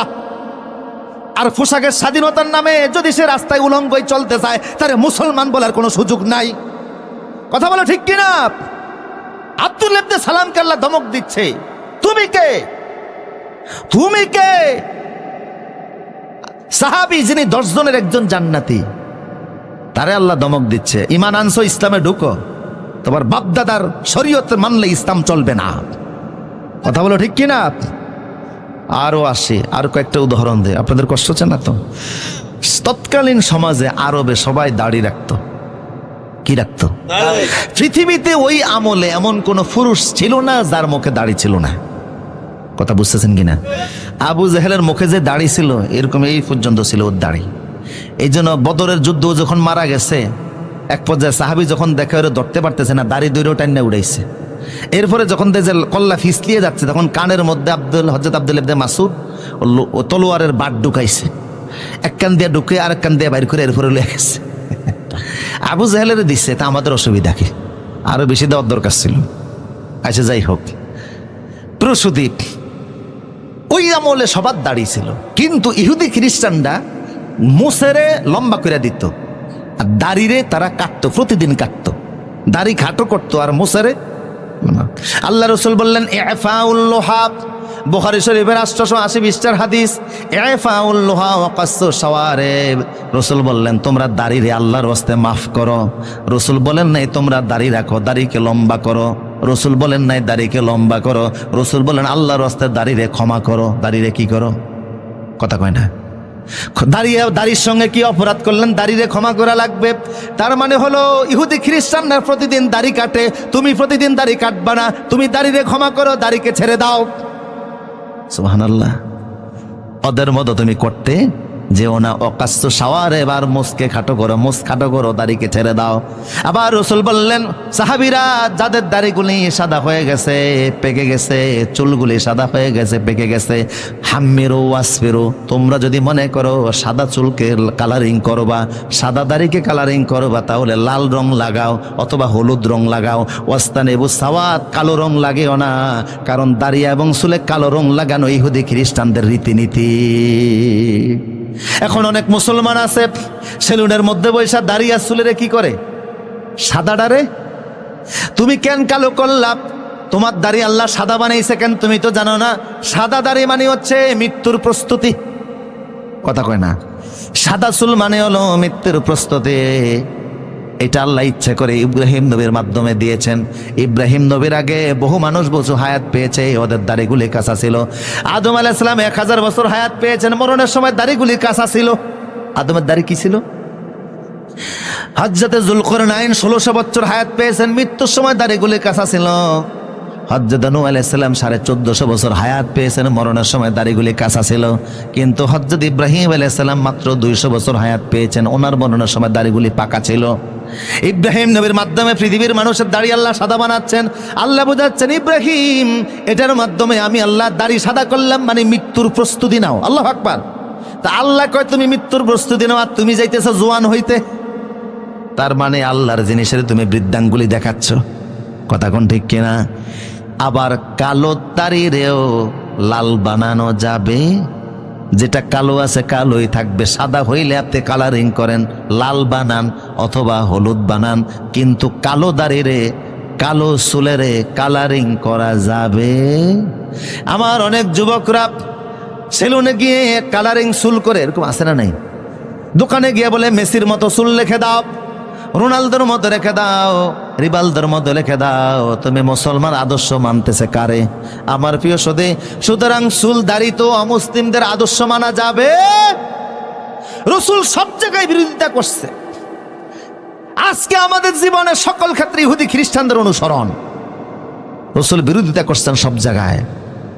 আল্লাহ রাসূল সাল্লাল্লাহু আলাইহি ওয়াসাল্লাম দেখলেন ইহুদি খ্রিস্টানরা জুতা নিয়ে মসজিদে ঢুকে না। ওরা মনে করে মসজিদে জুতা নিয়ে প্রবেশ করা হারাম। ইহুদিরা মনে করতো মসজিদে জুতা নিয়ে প্রবেশ করা কি হারাম। এটার পক্ষে তাদের দলিলও আছে। মুসা আলাইহিস সালাম যখন তুর পাহাড়ে গিয়েছিল, আল্লাহ তখন মুসাকে দমক দিয়ে জুতা খুলাই ফেলছে। ফাখলানা আলাইক, মুসা ফায়েজ জুতা খোলো, ইন্নাকা বিল ওয়াদিল মুকাদ্দাস তুয়া, তুমি পবিত্র একটা উপত্যকার মধ্যে আছো, জুতা নিয়ে এখানে যাওয়া যাবে না। সে থেকে ইহুদিরা মনে করে কোনো পবিত্র জায়গায় জুতা নিয়ে যাওয়া যাবে না, এমনকি মসজিদে জুতা নিয়ে প্রবেশ করাও হারাম। রাসূল বললেন এটা তাদের এই শরীয়ত মানা যাবে না। মুসলমান ইন্নাল ইয়াহুদা ওয়ান নাসারা লা ইউসাল্লুনা নিআলিহিম ওয়া খিফাফিহিম, ইহুদি খ্রিস্টান জুতা নিয়ে তারা মসজিদে ঢুকে না, হারাম মনে করে। আমি বলতেছি তোমরা জুতা নিয়ে নামাজও আদায় করো। আল্লাহু আকবার। জুতা নিয়ে কি পড়ো? নামাজ পড়ো। সাহাবা কেরাম জুতা নিয়ে নামাজ পড়তেন। জুতা পায়ে দিয়ে নামাজ পড়তে কোনো অসুবিধা নাই, যদি জুতা কি হয়। তার মানে এই নয় যে আপনি জুতার তলায় করে ময়লা নিয়ে মসজিদ নাফাক বানিয়ে দিবেন। মসজিদকে পবিত্র রাখা লাগবে। ইব্রাহিম নবীর আল্লাহ বলছেন আনতাখিরা বাইতি আলিত তাইফিনা ওয়াল আকিফিনা ওয়া রুকআই সুজুদ। ইব্রাহিম, আমার ঘর কাবাকে পবিত্র রাখো, মসজিদ পবিত্র রাখা, পরিচ্ছন্ন রাখা, এটা ঈমানের অঙ্গ। আল্লাহ রাসূল বলতেন ইজা রাআইতুমুর রাজুলু ইয়াতাদু ফিল মাসাজিদ ফাশহিদু লাহু বিল ঈমান, মসজিদ ঝাড়ু দিয়া যারা পবিত্র রাখে ওদেরকে তোমরা মুমিন বলে স্বীকৃতি দিয়া দিও। তাই মসজিদ পবিত্র রাখতে হবে, কিন্তু এমন জুতা পরলেন যেই জুতা নিয়ে মসজিদে ঢুকলে মসজিদ নাপাক হয় না, আর নামাজ পড়তে গেলে রুকু সিজদার ব্যাঘাত ঘটে না। এই অবস্থায় জুতা নিয়ে নামাজ পড়াও জায়েজ আছে না নাই? আমার প্রিয় সৌদি, তার মানে হলো ইহুদি খ্রিস্টানদের বিধিবিধান মানা যাবে না। আমার ভাইরা, এখন আসেন, আব্দুল ইবনে সালামকে আল্লাহ পাক বললেন, মনোযোগ আছে, উদখুলু ফিস সিলমে, মুসা নবীর শরীয়ত মানা যাবে না, মুহাম্মদ সাল্লাল্লাহু আলাইহি ওয়াসাল্লামের শরীয়ত পরিপূর্ণরূপে মানা লাগবে। অন্য কোনো ধর্মের রীতিনীতি পালন করা যাবে না। আর আমি সংক্ষিপ্ত টাচ দেয়া দেখলাম, অমুসলিমদের রীতিনীতি আমাদের জীবনের পরতে পরতে আছে, আমাদের বিয়ে শাদীতে আছে, আমাদের সংস্কৃতিতে আছে। 31 নাইট পালন করেন, এটা কার সংস্কৃতি? 14 ফেব্রুয়ারি ভালোবাসা দিবস পালন করেন, কার সংস্কৃতি? পহেলা বৈশাখের নামে উন্মাদনা করেন, এটা অমুসলিমদের সংস্কৃতি। কথা বলো ঠিক কিনা? এমনকি আমার প্রিয় সদী, কোরআনের আইন আল্লাহ দিয়েছেন দেশ ও সমাজ রাষ্ট্র পরিচালনা করার জন্য। আল্লাহর সে আইন বাদ দিয়ে ব্রিটিশদের আইনে আমরা দেশ ও সমাজ চালাই। কথা কোন ঠিক কিনা? অমুসলিমদের আইন দিয়ে বিচার ফায়সালা করি, রাষ্ট্র সমাজ চালাই। আর তুমি মনে করি ইসলামের মধ্যে আছে এত সোজা না? কথা বলো ঠিক কিনা? উদখুলু ফিস সিলমে কাফা, ইসলামে যখন ঢুকেছো আর কারোর আইন মানা যাবে না। সংসদ থেকে শুরু করে জীবনের সকল ক্ষেত্রে আল্লাহর আইন মানতে হবে। ঠিক কিনা বলেন? এখন শেষ কথা বলছি। আল্লাহ কি বললেন? উদখুলু ফিস সিলমে কাফা, ইসলামে প্রবেশ করো। তাহলে বুঝা, ইমানদার যারা ইমান আনছে ওদেরকে বললেন আল্লাহ ইসলামে ঢুকো। তার মানে হচ্ছে ইমান এক জিনিস, ইসলাম আরেক জিনিস।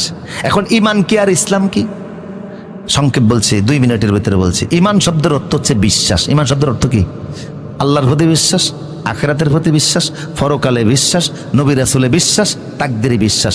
শুধু এক কথায় বিশ্বাসের নাম হলো, আওয়াজ দিয়ে বলেন, বিশ্বাসের নাম হলো ইমানের আরেক নাম বিশ্বাস। আর ইসলাম কি? হাদিসে জিব্রাইল, হাদিসে জিব্রাইলের মধ্যে আছে ইসলাম হলো আনতাশহাদা আল্লা ইলাহা ইল্লাল্লাহ ওয়া আন্না মুহাম্মাদুর রাসূলুল্লাহ ওয়া তুকিমুস সালাহ ওয়া তুতিয়াজ যাকাত ওয়া তাসুমা রমাদান।